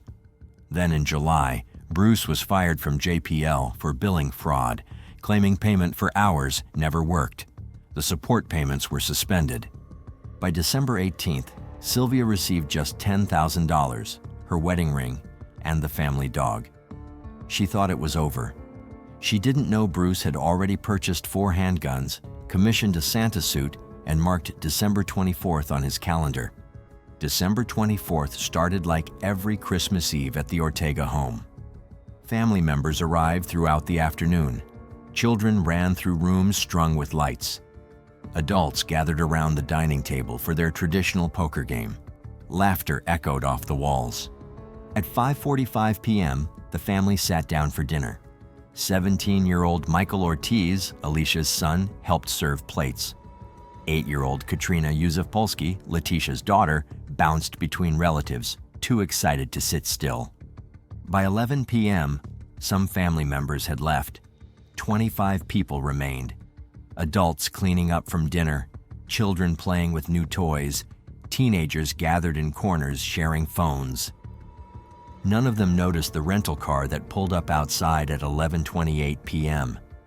Inside the silver Dodge Caliber, Bruce Jeffrey Pardo made his final preparations. He'd driven from Montrose, about 30 miles away, carrying everything he needed for his planned attack. The Santa suit had cost $300, commissioned 2 months earlier from seamstress Jerry Deyot. He'd specifically requested an oversized costume with extra padding. Deyot later told investigators she understood why when news broke, the suit was designed to conceal weapons. Underneath the costume, Bruce had strapped 4 9mm Sig Sauer handguns to his body, along with 13 loaded magazines containing hundreds of rounds. He also carried a large gift-wrapped box containing his most destructive weapon, a homemade flamethrower. Bruce had modified an air compressor to spray racing fuel at high pressure, filling it with 18 gallons of accelerant. He'd tested the device previously and knew its capabilities. The timing wasn't random. The Ortega family had maintained a yearly tradition where a neighbor dressed as Santa visited their Christmas party. That neighbor had recently moved away, but Bruce, who'd attended these gatherings during his marriage to Sylvia, knew the children still expected Santa's arrival. He calculated they would open the door without suspicion. At 11:30 p.m., Bruce walked to the front door and rang the bell. Inside, 25 family members were scattered throughout the house. 8-year-old Katrina Yusupolsky, daughter of Leticia Ortega, heard the doorbell and ran to answer. Her mother called for her to wait, but Katrina had already reached the door. When she opened it, she saw what appeared to be Santa Claus, red suit, white beard, carrying a large present. "Santa Claus! Santa Claus!" she exclaimed. Without speaking, Bruce drew a handgun and shot Katrina in the face. Leticia would later tell investigators she heard the shot from the dining room, saw her daughter stagger backward, blood streaming down her cheek. Before anyone could process what was happening, Bruce stepped through the doorway, began firing into the crowd. Everyone started panicking, Leticia recalled in her 911 call. "We all dove under the dining room table." Charles Ortega tried to rush the shooter. Bruce shot him multiple times. James attempted to shield his wife, Teresa. Both fell under the gunfire. Alicia Ortega, the 70-year-old matriarch, tried to protect her grandchildren. Bruce showed no hesitation. Some victims tried to fight back even after being wounded. A relative later told reporters, "Even bloodied, they stood up. They tried to grab him to stop him." But they couldn't. People fled in every direction, through doors, through windows. A 16-year-old girl jumped from a second-story window, breaking her ankle on impact. A young mother shielded her baby as she crawled beneath furniture. Leticia saw her injured daughter escape through the front door and made her own break for safety. The shooting lasted approximately 3 minutes, 180 seconds of methodical violence. Then, as the last gunshot echo died, Bruce set down his empty weapons and turned to the silver-wrapped package he'd carefully placed by the door. The gift looked festive enough, 3 feet tall, wrapped in metallic paper, topped with an oversized red velvet bow. Party guests who'd survived the initial attack, hiding behind furniture or playing dead on the floor, watched in confusion as the man in the Santa suit began unwrapping his own present. Inside was Bruce's masterpiece of destruction, a commercial air compressor he'd purchased in August, methodically modified in his garage over 4 months.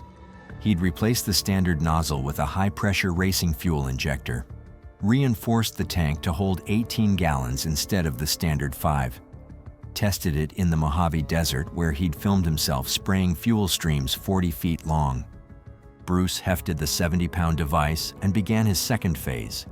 He moved through the first floor systematically, spraying racing fuel across walls, furniture, carpet. The aerosol mist hung in the air like toxic fog. Witnesses hiding outside later described the smell, sharp, chemical, overwhelming even from across the lawn. His plan called for controlled ignition using a flare. Bruce had practiced this too, timing how long fuel vapors took to reach optimal concentration. But in a house lit for Christmas, with candles on the mantel and a pilot light burning in the kitchen stove, physics intervened. The explosion came at 11:34 p.m. The blast lifted Bruce off his feet, slamming him into the front door. Windows throughout the first floor burst outward simultaneously, showering the lawn with glass. The concussion knocked picture frames off walls 3 houses away. The fireball that followed reached temperatures exceeding 1,500 degrees Fahrenheit. Bruce's Santa suit, polyester velvet with acrylic fur trim, instantly became napalm against his skin. The fake beard melted into his jaw and neck. The padding liquefied, fusing with flesh on his arms and torso. His hands, which had been holding the sprayer, suffered the worst, third-degree burns that destroyed nerve endings down to bone. Somehow he managed to stand, to run. Neighbors flooded 911 with calls. He's shooting! He's shooting! What's your address? Ma'am, I understand. I need to know your address. When he shot, I heard the shots and there were like poppers and I wasn't sure what it was, so everyone started panicking and running, so we all dove under the dining room. Some of us dove, some of us left. I don't know. My daughter has been shot.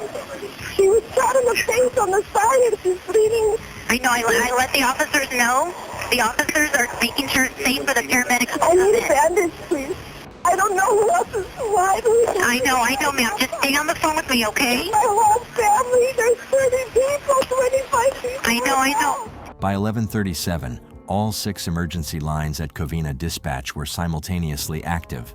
Callers reported different pieces of the same nightmare: explosions, automatic gunfire, a massive structure fire, children jumping from windows, a burning figure in a Santa suit stumbling down the street.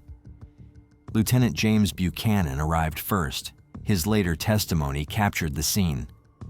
When I pulled up, it looked like the apocalypse. Fire was shooting 30 feet above the roofline. The heat was so intense we couldn't get within 50 feet of the structure. And the screaming, neighbors screaming about people trapped inside, survivors screaming for help, sirens screaming from every direction. Inside that inferno, 9 members of the Ortega family were beyond help. Some had died from gunshots before the fire reached them. Others succumbed to smoke inhalation as flames consumed the first floor. The heat grew so intense it melted copper pipes, incinerated wooden beams to ash, and destroyed the dental records that would normally identify victims. Fire crews battled the blaze for 8 hours. They poured 40,000 gallons of water onto the structure. But for the Ortega family trapped inside, those efforts came far too late. Joseph and Alicia Ortega, their sons James and Charles, James's wife Teresa, Charles's wife Sherry, their daughter Alicia Ortiz, Alicia's 17-year-old son Michael, and Sylvia, Bruce's ex-wife, his primary target, all shot before the fire consumed them. When police and fire crews arrived just before midnight, the house on the quiet cul-de-sac was engulfed in flames. Police, responding to frantic 911 calls, found people running for their lives and heard descriptions of the nightmare inside. They were told that a person had come to the house dressed in a Santa Claus outfit, and upon entering the house had opened fire on the persons attending a Christmas Eve celebration. On first look, inspectors reported finding 3 charred corpses. In daylight, 3 more bodies were found. Investigators would later find that he set up several rental cars across different parts of Los Angeles, like pieces on a chessboard. One of those cars was parked close to his ex-wife's divorce lawyer's home, which led detectives to believe the attorney might have been a secondary target he never got the chance to reach. Inside that vehicle were road maps stretching across the Southwest all the way down to Mexico, along with enough basic supplies to support someone traveling for days without stopping. He even booked a plane ticket out of LAX to Moline, Illinois, scheduled for early Christmas morning. To anyone who asked, he said he would be spending the holidays in Iowa with family. To support that lie, he wrapped $17,000 in cash around his body, sealing it under layers of plastic wrap and duct tape, money meant to keep him moving while on the run. But all of those plans collapsed the moment he suffered severe burns during the attack. Not long after midnight, security cameras caught him on an ATM surveillance video around 12:43 a.m. The footage showed a man barely able to stand from the pain. His hands were covered in makeshift bandages ripped from what was left of the Santa suit. Parts of the costume had fused into his skin from the extreme heat, and removing it would have required a hospital, something he clearly knew he couldn't risk. Instead of driving to the airport or heading toward the border as his escape plan outlined, Bruce made a desperate choice. He got back into his car and drove roughly 30 miles to Sylmar, where his brother Brad lived. At the time, Brad wasn't home. He was attending a Christmas party and wouldn't be back until around 3 a.m., leaving the house quiet, empty, and waiting. Investigators would later recover Bruce's car from Brad's driveway.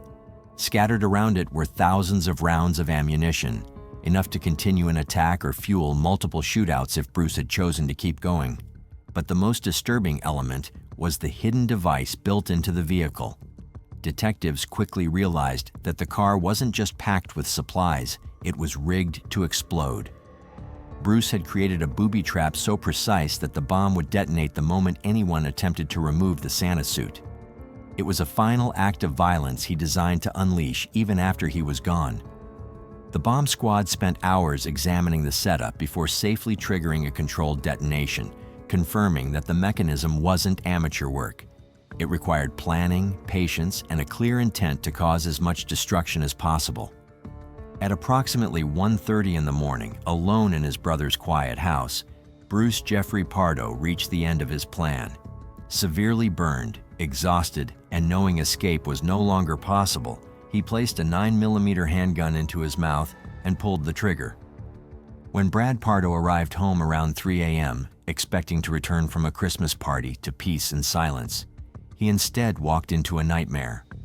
Bruce's body was lying on the floor in a pool of blood. Nearby, detectives later found a second handgun. A bullet hole punched into the ceiling suggested Bruce might have fired a test shot first, either by accident out of hesitation or as a final moment of panic, before turning the weapon on himself. The autopsy report deepened the mystery around his state of mind. Examiners found cocaine in Bruce's system, which may explain how he managed to keep moving despite suffering burns so severe most people would have collapsed. But the drugs did nothing to explain the months of planning, the detailed preparation, or the decision to annihilate an entire family simply because a marriage had ended. His physical pain might have driven his final moments, but the destruction he caused was the result of choices he made long before Christmas Eve. For anyone who follows true crime, or for storytellers like us who've covered hundreds of cases, this is one of those stories that lingers long after you close the file. It's the type of case that forces you to confront how little we sometimes know about the people living right beside us. Bruce Pardo wasn't the kind of man neighbors whispered about or avoided. He was the unemployed aerospace engineer who still showed up every Sunday to volunteer as a church usher. The quiet guy who walked his dog at the same hour each morning, offering polite nods and friendly waves. On the outside, he looked stable, helpful, harmless.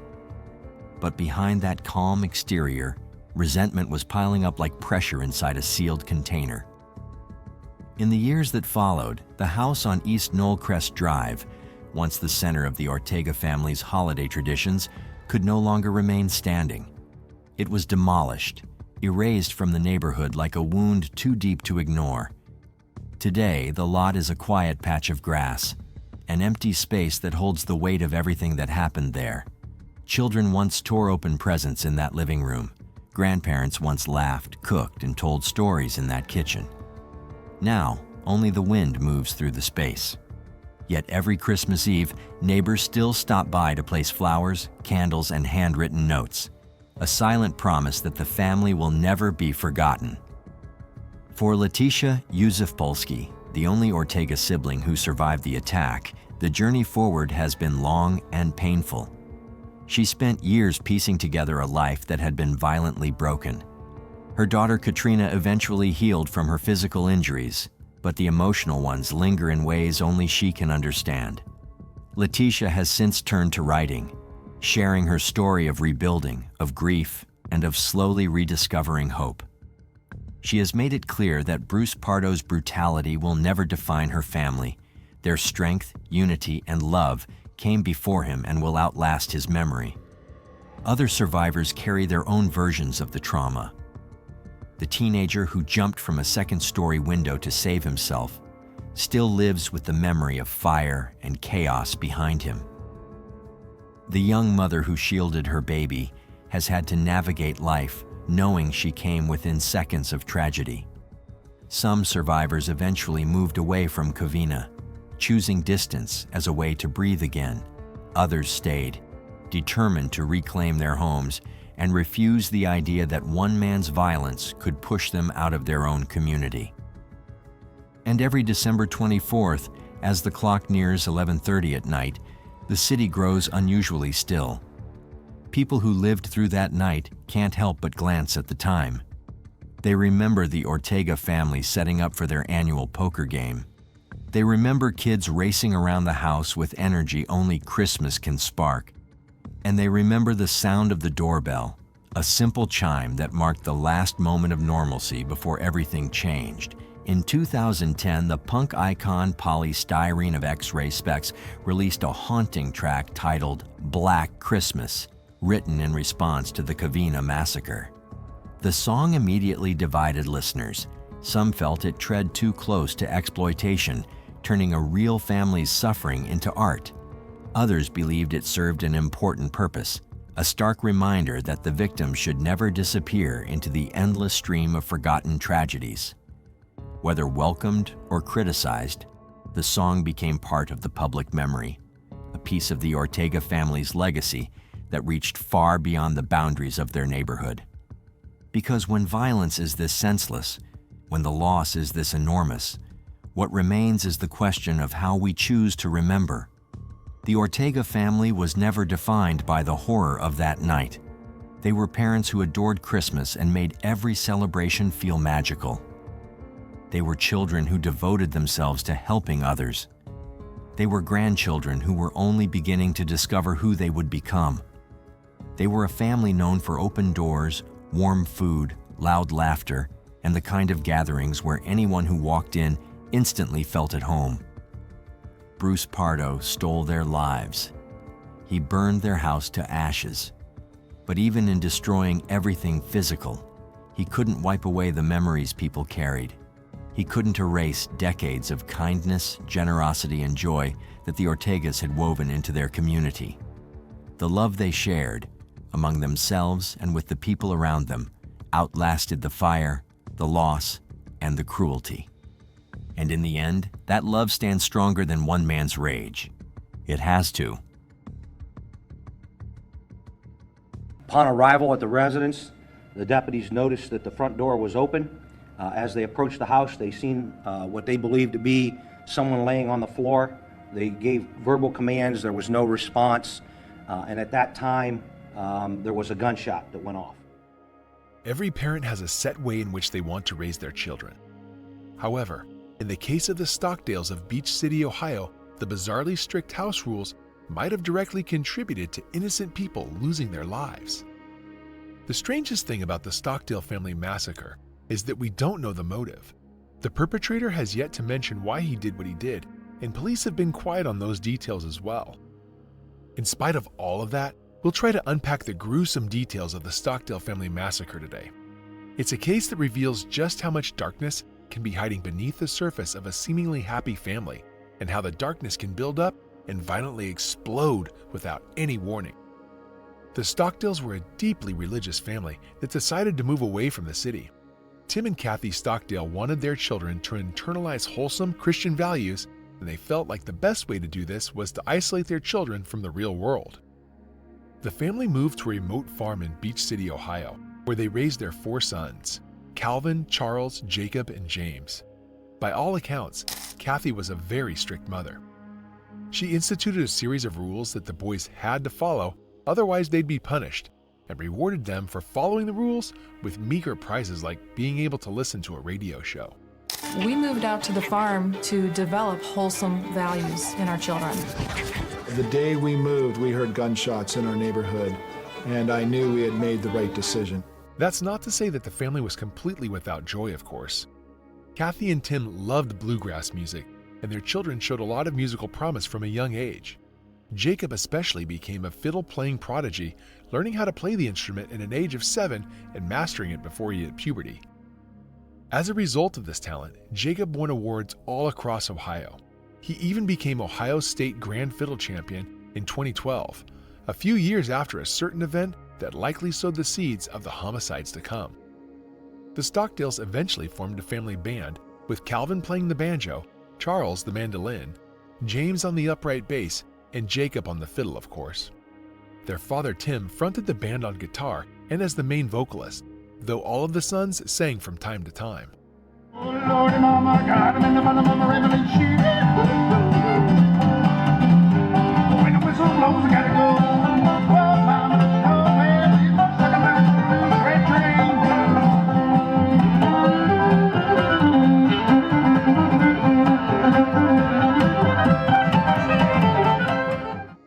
However, the boys didn't have much to enjoy apart from the family band.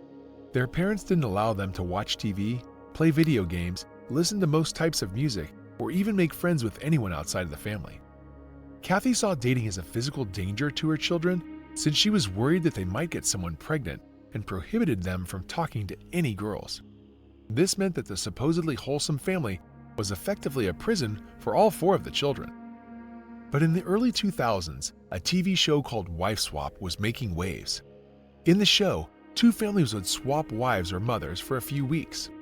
The families were usually very different from each other to highlight the diversity of family life in America and to use the tension and conflict that would inevitably occur for comedic and dramatic effect.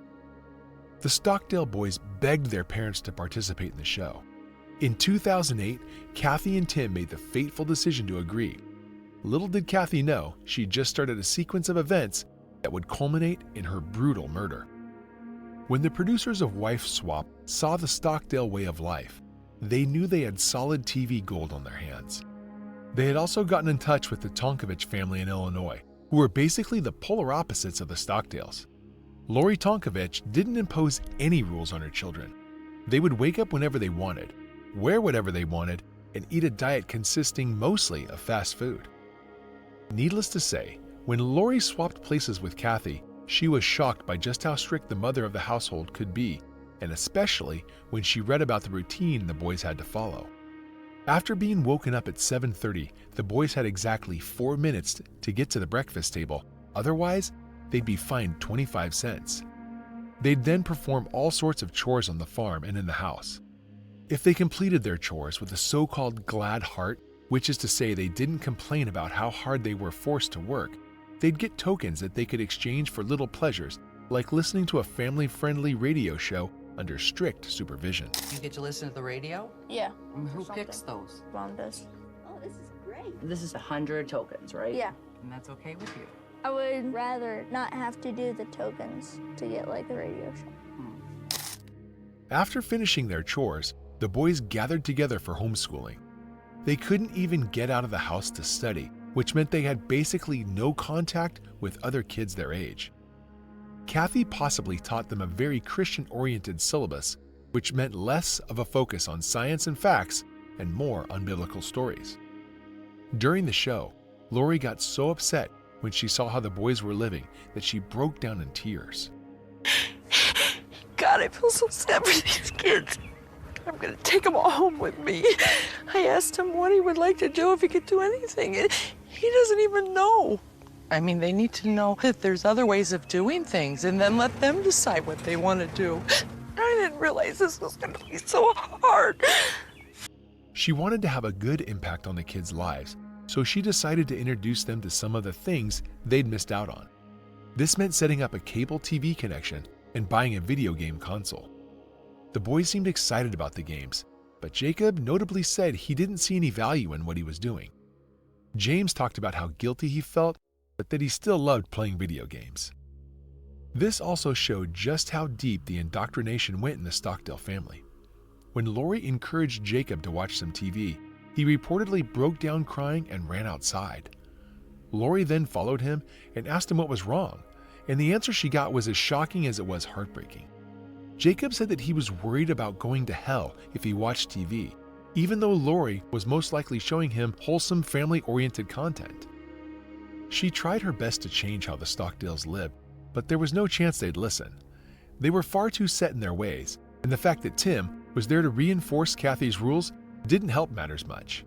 As the episode drew to a close, Kathy and Lori had very different takes on what the experience had taught them. You can do things just for fun, that everything doesn't have to be written out and structured. It wasn't so bad now, was it? I have a better idea as to what I don't want my family to be. I can't think of anything here at this family that I would want to bring back. One thing anyone would notice is that Kathy had an extremely rigid personality. If she thought something was right, no one could convince her to change her mind. Even though Lori had been immersed in an environment that was so alien to her, Kathy seemed unable to even imagine a life that wasn't as regimented or controlled as the one she made her kids live. Tim's unwavering support meant that she had no one to criticize her, and there's a good chance that many, if not most, of the rules came from the family patriarch himself. By the way, I post true crime and new cases here every day, so if that sounds like your kind of thing, please consider subscribing. The Stockdales' experience with wife swap in 2008 didn't seem to change anything, at least on the surface. Years went by, and the boys finally started leaving home and living independently. Calvin went off to Hillsdale College in Michigan, far away from his parents' influence, and started working as a teacher at the Institute. His younger brother Charles headed to Philadelphia to become a med student. It is important to note that the boys didn't choose to go to college in Ohio. They traveled thousands of miles away, which seemed to suggest that they were running from something or perhaps someone. This meant that by 2017, only 26-year-old Jacob and 21-year-old James were still living with their parents. They were old enough to leave, and it's intriguing that they didn't because it adds more mystery to the events that followed.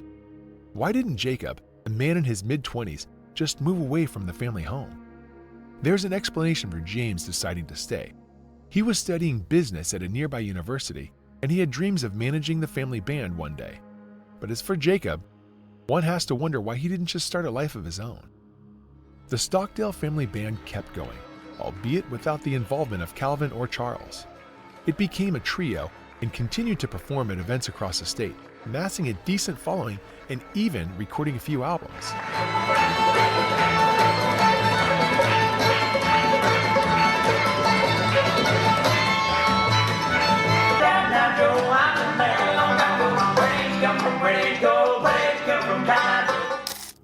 But apart from that, there was simply no reason for Jacob to stay in the tiny town of Beechview.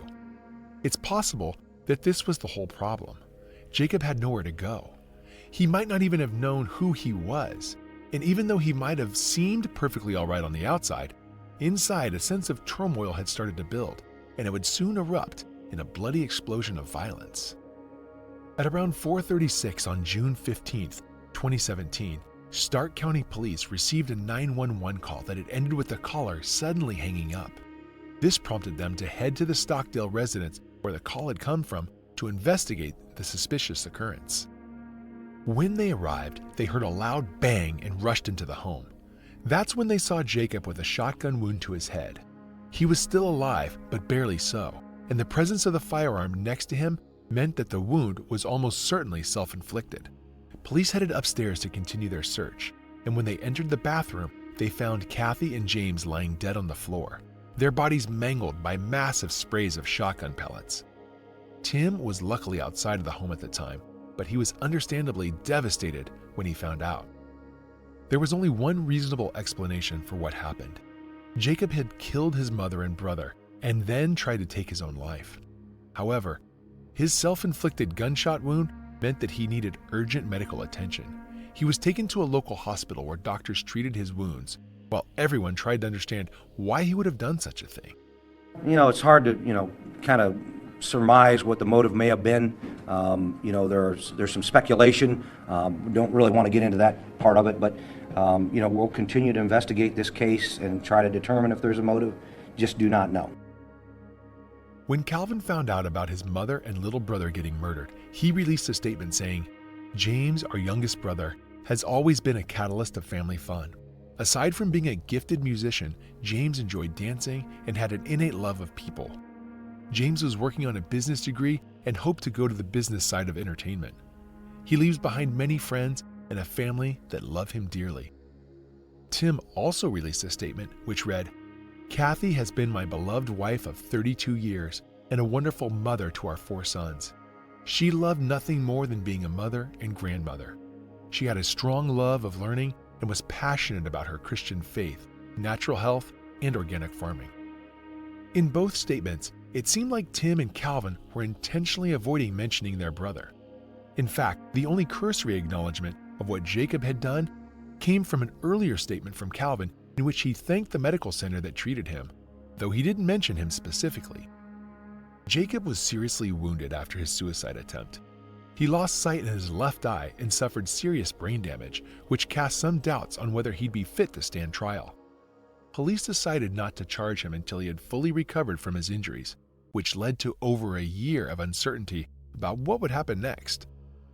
On September 26, 2018, Stark County Police finally charged Jacob with 2 counts of first-degree murder, and his bail was set at $1 million. On October 9th, Jacob's defense attorney filed a motion to determine his competency to stand trial. Jacob pleaded not guilty by reason of insanity and was sent to Heartland Behavioral Health Hospital for observation. Jacob spent over a year at Heartland, where doctors constantly tried to test his mental competency. They held mock trials where they used legal terminology and attempted to assess if Jacob understood how the court system worked. The culprit also made 2 escape attempts during his stint at the Mental Health Institute. The first occurred in November of 2019 when he tried to hide behind a stack of books until he was caught. 2 months later, Jacob tried blending in with a crowd of people leaving the institute, but he was caught once again. This showed that he had enough mental competence to stand trial, but it would take more than this to convince the court. His sanity hearings were postponed multiple times due to the pandemic, and it wasn't until September of 2020 that he appeared in court via video link. For some reason, Jacob refused to respond when the judge addressed him. It's possible that he had a fear of technology due to not using a computer all of his life. Or maybe he was truly disoriented by what was happening. It's also possible that his silence was a ruse to strengthen his insanity plea. But either way, his refusal to respond in court didn't work in his favor. Stockdale, are you able to hear me? First of all, officer, can you hear me? Yes, Your Honor, we can hear you. Okay, thank you. Mr. Stockdale, I am Judge Frank Forcioni. Are you able to hear me today? Okay, he is not responding. My first concern was whether they could hear, and the officer standing behind him can hear. He was eventually deemed fit to stand trial by a psychologist on December 31st, 2020. The trial date was constantly pushed back due to the pandemic, and behind the scenes, the Stockdale family took the opportunity to plead on Jacob's behalf. Even though he'd killed Kathy and James, the Stockdales begged the judge to give him a lenient sentence. If he was convicted, it's possible that the judge agreed as long as Jacob pleaded guilty, or perhaps there was a shift in Jacob's own mindset. Whatever the case may be, on April 28, 2021, nearly 4 years after he killed his family members in cold blood, Jacob pleaded guilty to both murders. The judge seemed to have agreed to the Stockdales' request for leniency, since he sentenced him to a surprisingly short 15 years for each sentence. Jacob will be eligible for parole in 2048, and from the looks of things, his family might be willing to bring him back into the fold. They've clearly forgiven him for all he's done, likely due to their commitment to Christian values. The only piece of the puzzle that's still missing is the motive. And there are several theories that might explain why Jacob killed his family members that day. Some psychologists have theorized that Kathy had a severe form of obsessive-compulsive disorder. The way she regimented her kids' routines is a sign of that, and the diet she fed them might be another clue to the diagnosis. You see, Kathy never let her kids eat anything she didn't make. Even if they went out, they'd never go to a restaurant. Instead, Kathy would prepare a huge meal that they'd take with them. The Stockdales were also very big on the idea of organic foods and natural living. Jacob might have had some kind of mental illness, perhaps even OCD inherited from his mother, and a life of isolation made it far worse than it otherwise would have been. Kathy strongly believed that leisure and fun of any kind were sinful. Life was about work. Nothing was more morally righteous than keeping yourself busy throughout the day, which meant that Jacob had no opportunity to form his own personality.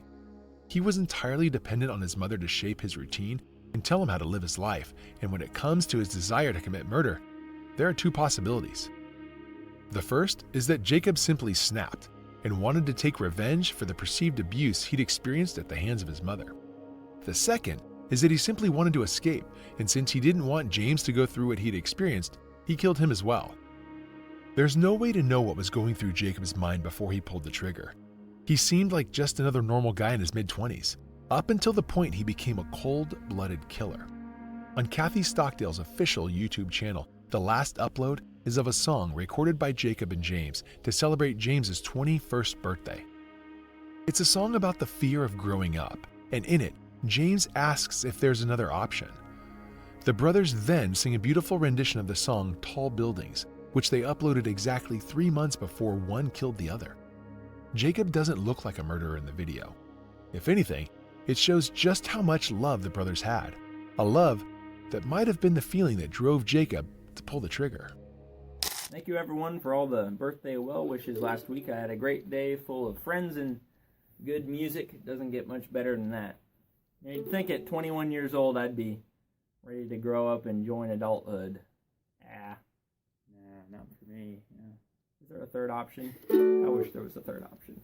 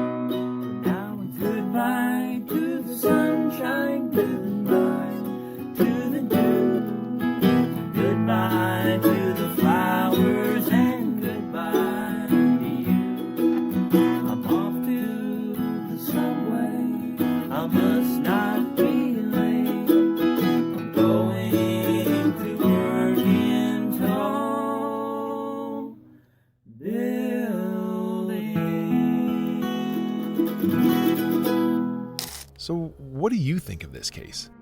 Did Stockdale receive a harsh enough sentence for his crimes? Do you think his strict upbringing drove him to murder? We'd love to hear your thoughts in the comments below. 911, what are you reporting? Hello? That phone call lasted exactly 14 seconds before the line went dead at 9:18 in the morning on December 1st, 2011. Someone had dialed 911 from inside a quiet home in Deer Park, Washington, but no words were ever spoken to the dispatcher. What happened in that house during those final moments would reveal a level of betrayal so shocking that even seasoned detectives would struggle to comprehend how someone could commit such unthinkable acts against the person they had once promised to love and protect. Before we dive deeper into this chilling case that will leave you questioning how well you really know the people closest to you, please consider dropping a like and subscribing.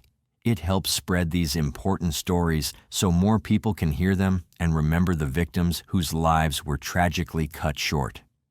It began as an ordinary school day in Deer Park, a small town where life usually moved at a slower, more predictable pace. Parents gathered at the drop-off lanes, children hurried into classrooms bundled in jackets against the biting cold, and routines played out as they always had. But for 15-year-old Logan Starbuck, the day started with a creeping sense that something wasn't right. At 2:45 in the afternoon, Logan sent her mother, Shannon Denise Starbuck, a text message asking where she was and who would be picking her and her younger siblings up from school. By 3 o'clock, Shannon should have been waiting in the pickup line like she always did, yet her familiar car was missing and the space where she normally stood was empty. 20 minutes passed before Logan's phone buzzed with a reply. The message, seemingly from her mother, said, "Dad, I have a headache. Stay there." The text suggested that their father, Clay Starbuck, would come instead. Minutes later, another message followed. "Send Marsh a note. Dad will be there in 10 minutes. Marsh was the affectionate nickname Shannon used for her 10-year-old son, Marshall. The words felt casual enough, but what struck Logan as strange was the silence that followed. No one came. Neither Clay nor Shannon appeared at the school. Logan, now increasingly worried, sent more messages to her mother, but they went unanswered. Realizing they couldn't get into their mother's house without a key, Logan called her 21-year-old brother, Austin, who worked at a local glass company. Austin agreed to pick them up and later dropped the children at their father's house only half a mile away. For the Starbuck family, life had long been divided between two households. After their divorce, the two oldest children, Austin and 18-year-old Blake, chose to live with Clay, while the younger three, Logan, Serena, and Marshall, stayed full-time with Shannon. Still, Clay remained deeply involved in their lives. He picked the kids up for school every morning, while Shannon usually handled the afternoon routine. That day, however, the system broke down. Earlier that morning, Clay had texted Shannon that his car had quit while warming up in the frigid air. "Car quit. Can you take the kids?" he wrote. Shannon responded with a simple K, agreeing to cover for him. She dropped the children off as usual, but from that point on, everything began to unravel. When Austin arrived home after work that evening, Clay asked if he had seen his mother. The younger kids explained how she never came to the school, that instead she had texted saying Clay would pick them up, yet Clay had not received those texts. In fact, he hadn't even turned his phone on since that morning, and when he finally checked it around 3:37 in the afternoon, he discovered a message from Shannon at 3:17 asking him to pick up the kids because she had just gotten up. At first, Clay wasn't alarmed. He assumed Shannon might have been resting and expected to see her later that night at Blake's basketball game. He even sent her a message at 5:45 saying he and the kids were headed to the gym and offering to meet her at the entrance so she wouldn't need to pay. But when Shannon didn't arrive, and when she didn't call or text, unease began to settle in. After the game, Clay drove the children to Shannon's house to check on her. They found the home dark, the doors locked, and no sign of her inside. Hoping she might simply be out or resting, Clay decided to keep the children with him overnight. But the next day, December 2nd, things only grew more troubling. The children had no clean clothes for school, and still there was no word from their mother. By that evening, Clay was worried enough to send Channon another message. If he didn't hear back by 7 o'clock, he would call the police. At the same time, Channon's mother, Melanie, who lived in Florida, was also trying desperately to reach her daughter. Every call went straight to voicemail, which was already full, and Melanie's unease turned into dread. After confirming that Channon's siblings hadn't heard from her either, she contacted law enforcement around 5 o'clock that evening to request a welfare check. Deputies Jeff Shover and Dan Dutton arrived at Channon's home around 6:15. They knocked, peered through windows, and noticed a freshly delivered package still sitting unopened on the porch. The house appeared quiet and undisturbed.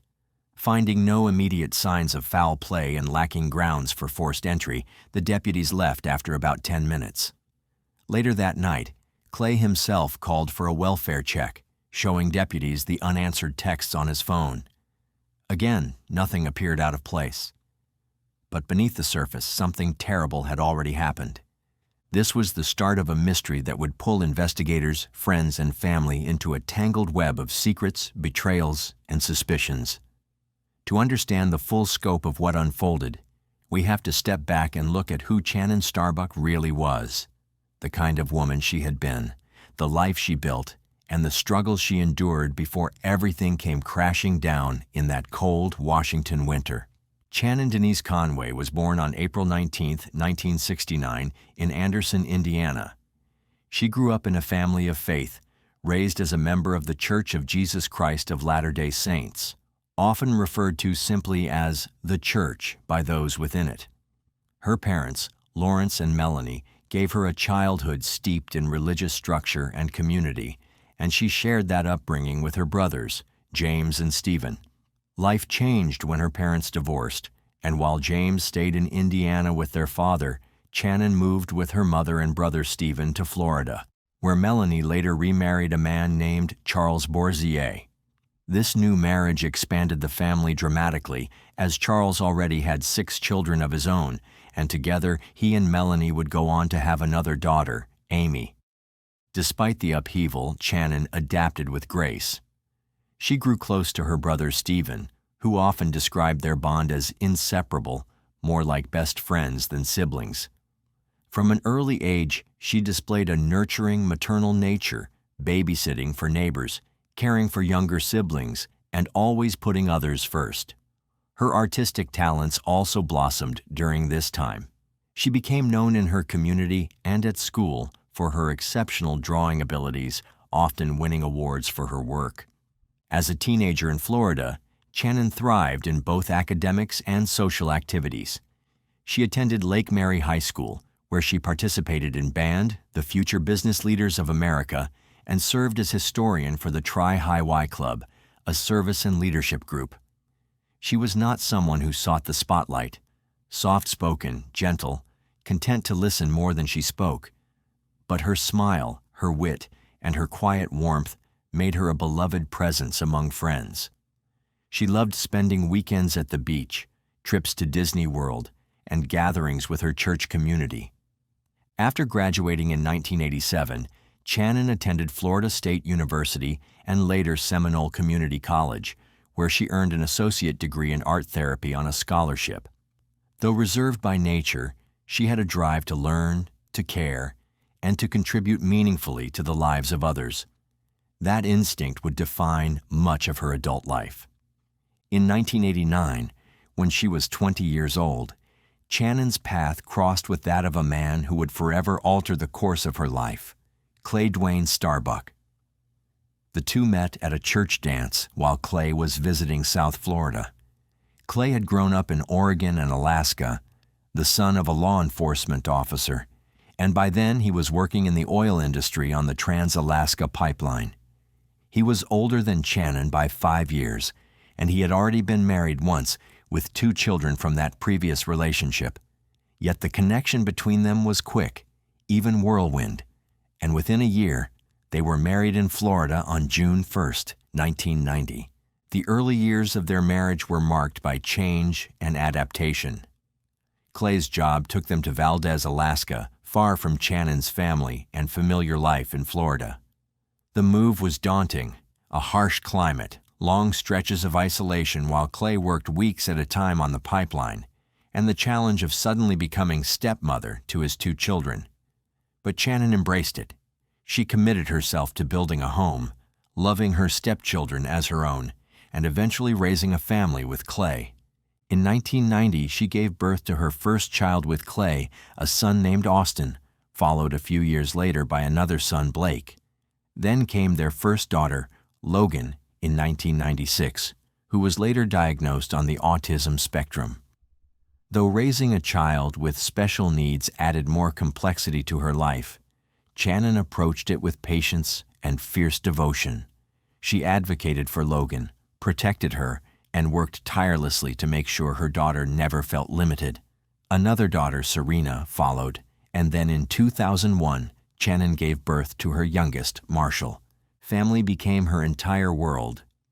Channon was a stay-at-home mother, but that title hardly captured the scope of what she did.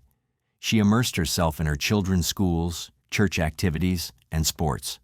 She was the mom who cheered the loudest at games, who volunteered at events, who made sure every holiday was special.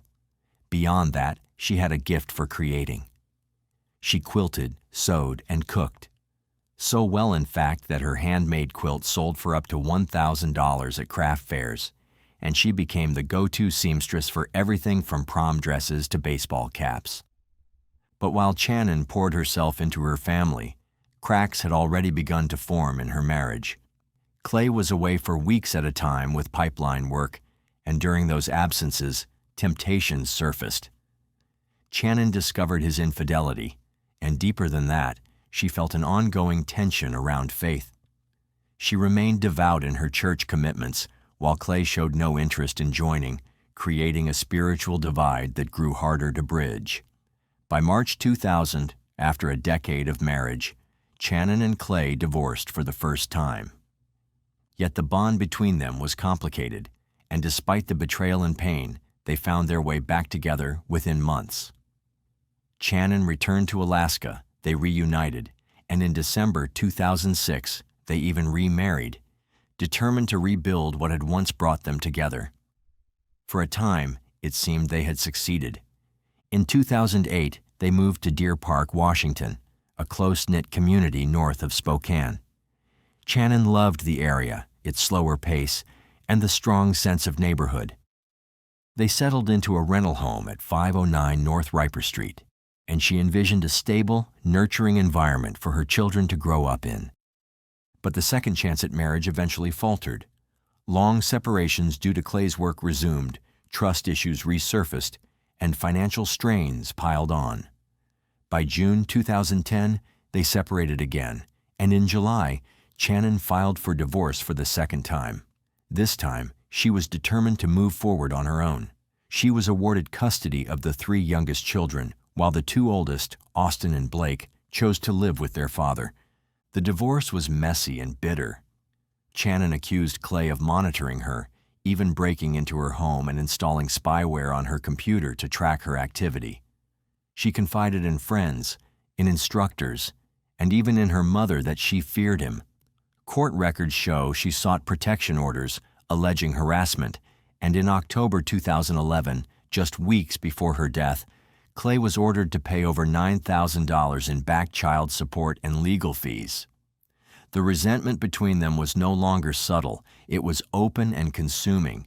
At the same time, Channon was working to rebuild her independence. After nearly 2 decades as a stay-at-home mom, she enrolled in Spokane Community College's dental hygienist program. She excelled, graduating with honors in the summer of 2011, and her classmates described her as maternal, supportive, always the one to organize study sessions. Yet financially, life was difficult. Her car was repossessed. She relied on food banks. She leaned heavily on friends and her church community for help with the children when classes or obligations kept her late. Still, she pressed forward, determined to create a new life. and in that spirit of starting over, she cautiously stepped into online dating. Friends encouraged her, reminding her she deserved happiness after years of sacrifice. She joined sites like Plenty of Fish, where she described herself as someone who loved autumn and hoped to find a partner who was tall, educated, and had a good sense of humor. But online dating carried risks. Behind polished photos and charming messages, strangers could conceal darker realities. Channon had no way of knowing that her openness to finding companionship in this new chapter of her life would place her on a collision course with betrayal and violence that would ultimately claim her life. It wasn't until December 3rd, 2 days after anyone had last heard from her, that deputies returned with the landlord's permission to open the door. Inside, the house was quiet. The living room was neat, her laptop closed, her car parked safely in the garage. Nothing looked out of place until they entered the master bedroom. There, on the bed, lay the body of 42-year-old Channon Starbuck. She was partially unclothed, posed in a grotesque and humiliating manner. Bruises covered her body. Her robe was pulled open, her legs spread, and sex devices had been deliberately placed on and inside her, in a way that seemed less about the act of killing and more about degrading her in death. The scene left even veteran detectives shaken. Detective Mike Ricketts, assigned lead investigator, later described the discovery as one of the most disturbing he had ever encountered. It was immediately clear this was not just a homicide. It was a killing carried out with rage, obsession, and the intent to send a message. Forensic teams began methodically collecting evidence. More than 100 photographs were taken. They lifted fingerprints from bathroom mirrors, faucets, a dryer, and even a notebook. They swabbed surfaces, drains, computer keyboards, and gathered sheets, towels, and clothing. DNA would later become the linchpin of this case, but at that moment, the sheer brutality of the scene overshadowed everything. Whoever had killed Channon hadn't simply taken her life. They had staged her body as if to tell a story. And one detail stood out above all others. Investigators would later learn that just hours before her death, Channon had been texting flirtatiously with a man she had met online, Tom Walker.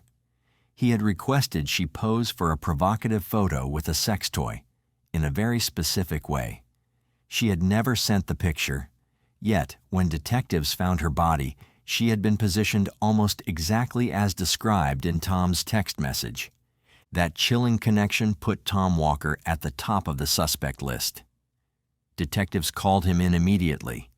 Tom explained that he and Channon had met weeks earlier and exchanged frequent, often sexually charged messages. They had gone on a few dates, enjoyed each other's company, and even arranged another dinner together, but he insisted he had nothing to do with her death.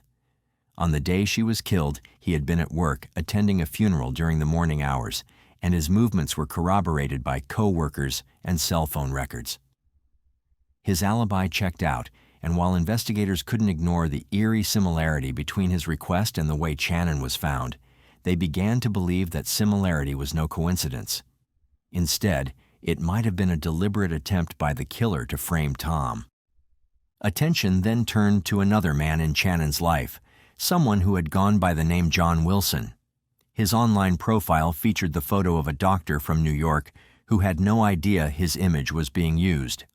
In reality, John was a local man named John Kenline, a married high school teacher who had been carrying on a secret affair with Channon. He used payphones to contact her and public computers to send messages, going to great lengths to conceal his identity. When investigators confronted him, John admitted to seeing Channon multiple times, including on the very morning of December 1st. He even returned to her home several times that day when she didn't answer, peering through windows, trying to figure out where she had gone.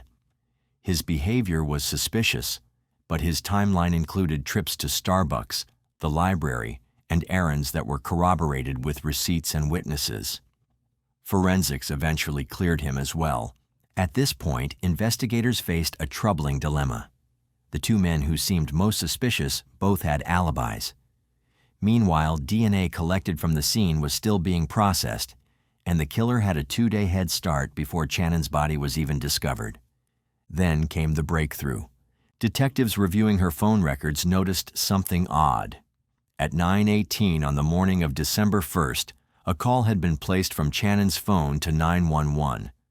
The call lasted just 14 seconds. On the recording, dispatchers could hear only a faint sound, a high-pitched grunt, followed by rustling, and then silence before the line went dead. Crucially, the record of that call had been deleted from her phone. Whoever killed her had tried to erase it.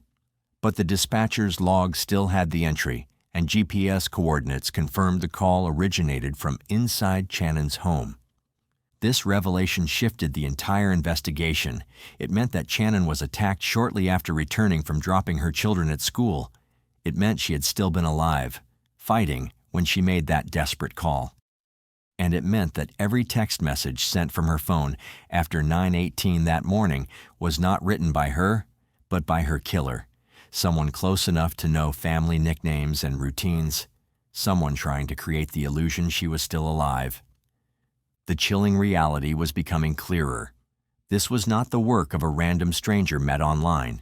It was the work of someone who knew her, someone who knew her children, and someone determined to mislead investigators.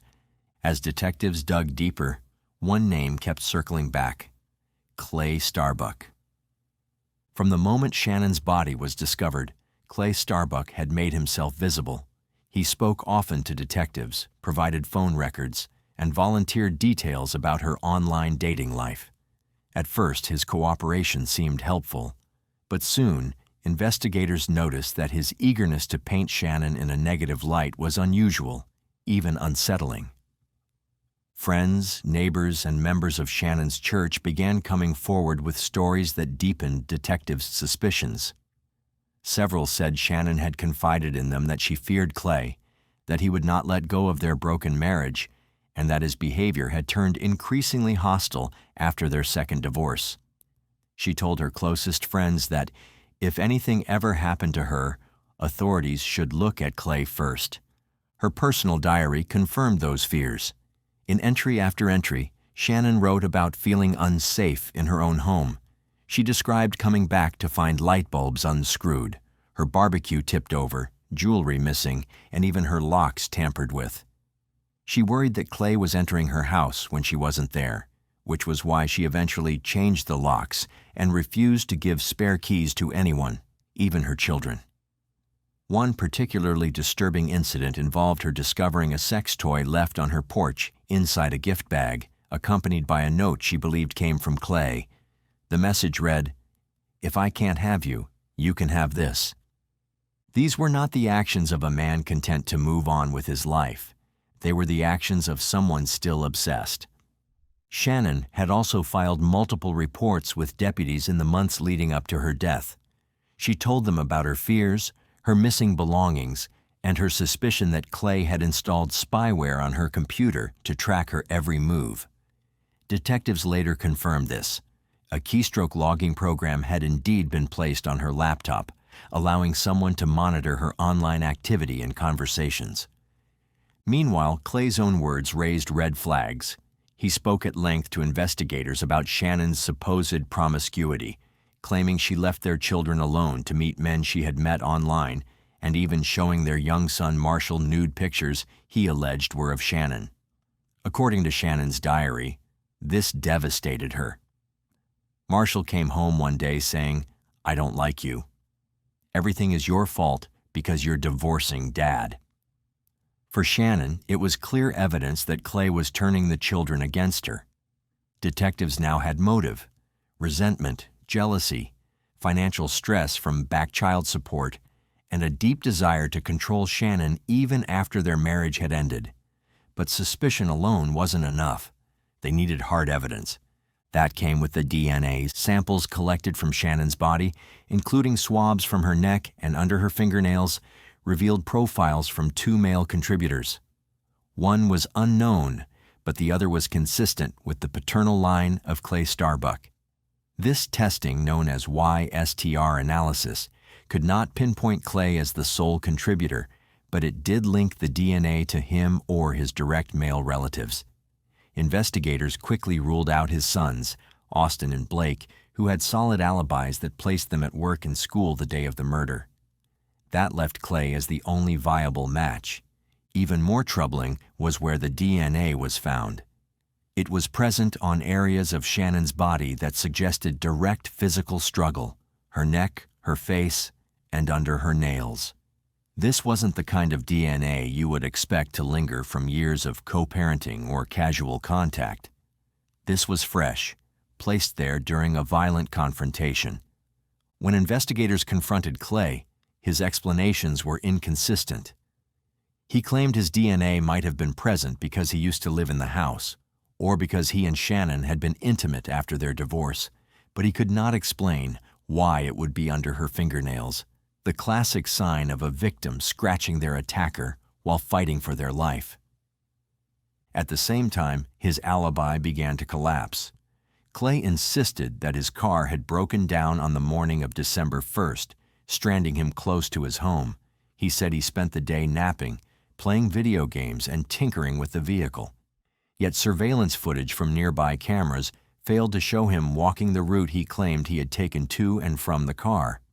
Even more suspicious, his phone records showed that his device had been switched off from just after 8 in the morning until 3:37 in the afternoon, the precise window during which Shannon was attacked and killed.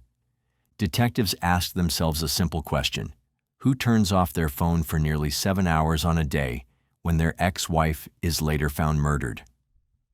By early February 2012, investigators were convinced they had their man.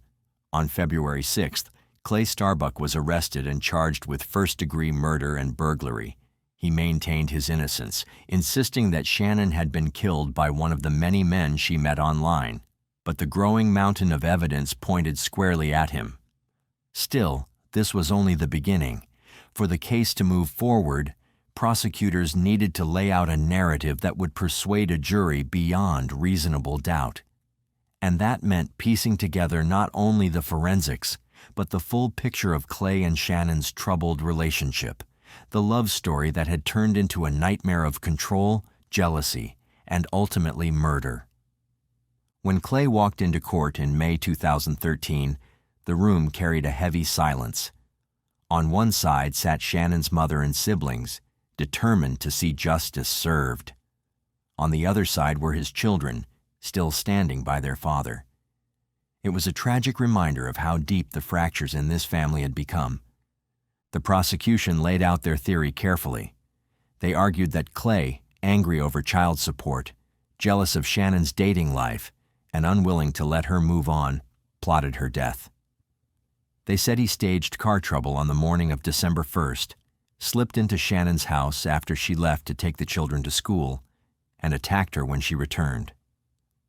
They emphasized the chilling detail, that Shannon had managed to dial 911 at 9:18 a.m., only to fall silent as she fought for her life.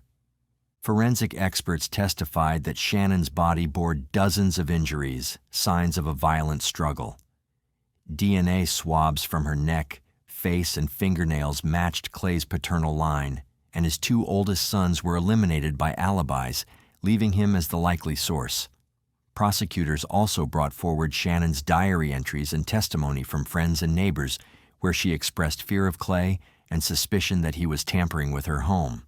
They showed how Clay had repeatedly spoken ill of Shannon to others, painting her as reckless and promiscuous, almost as if he was preparing the ground for an explanation of what he might do. The defense countered by highlighting the flaws in the investigation.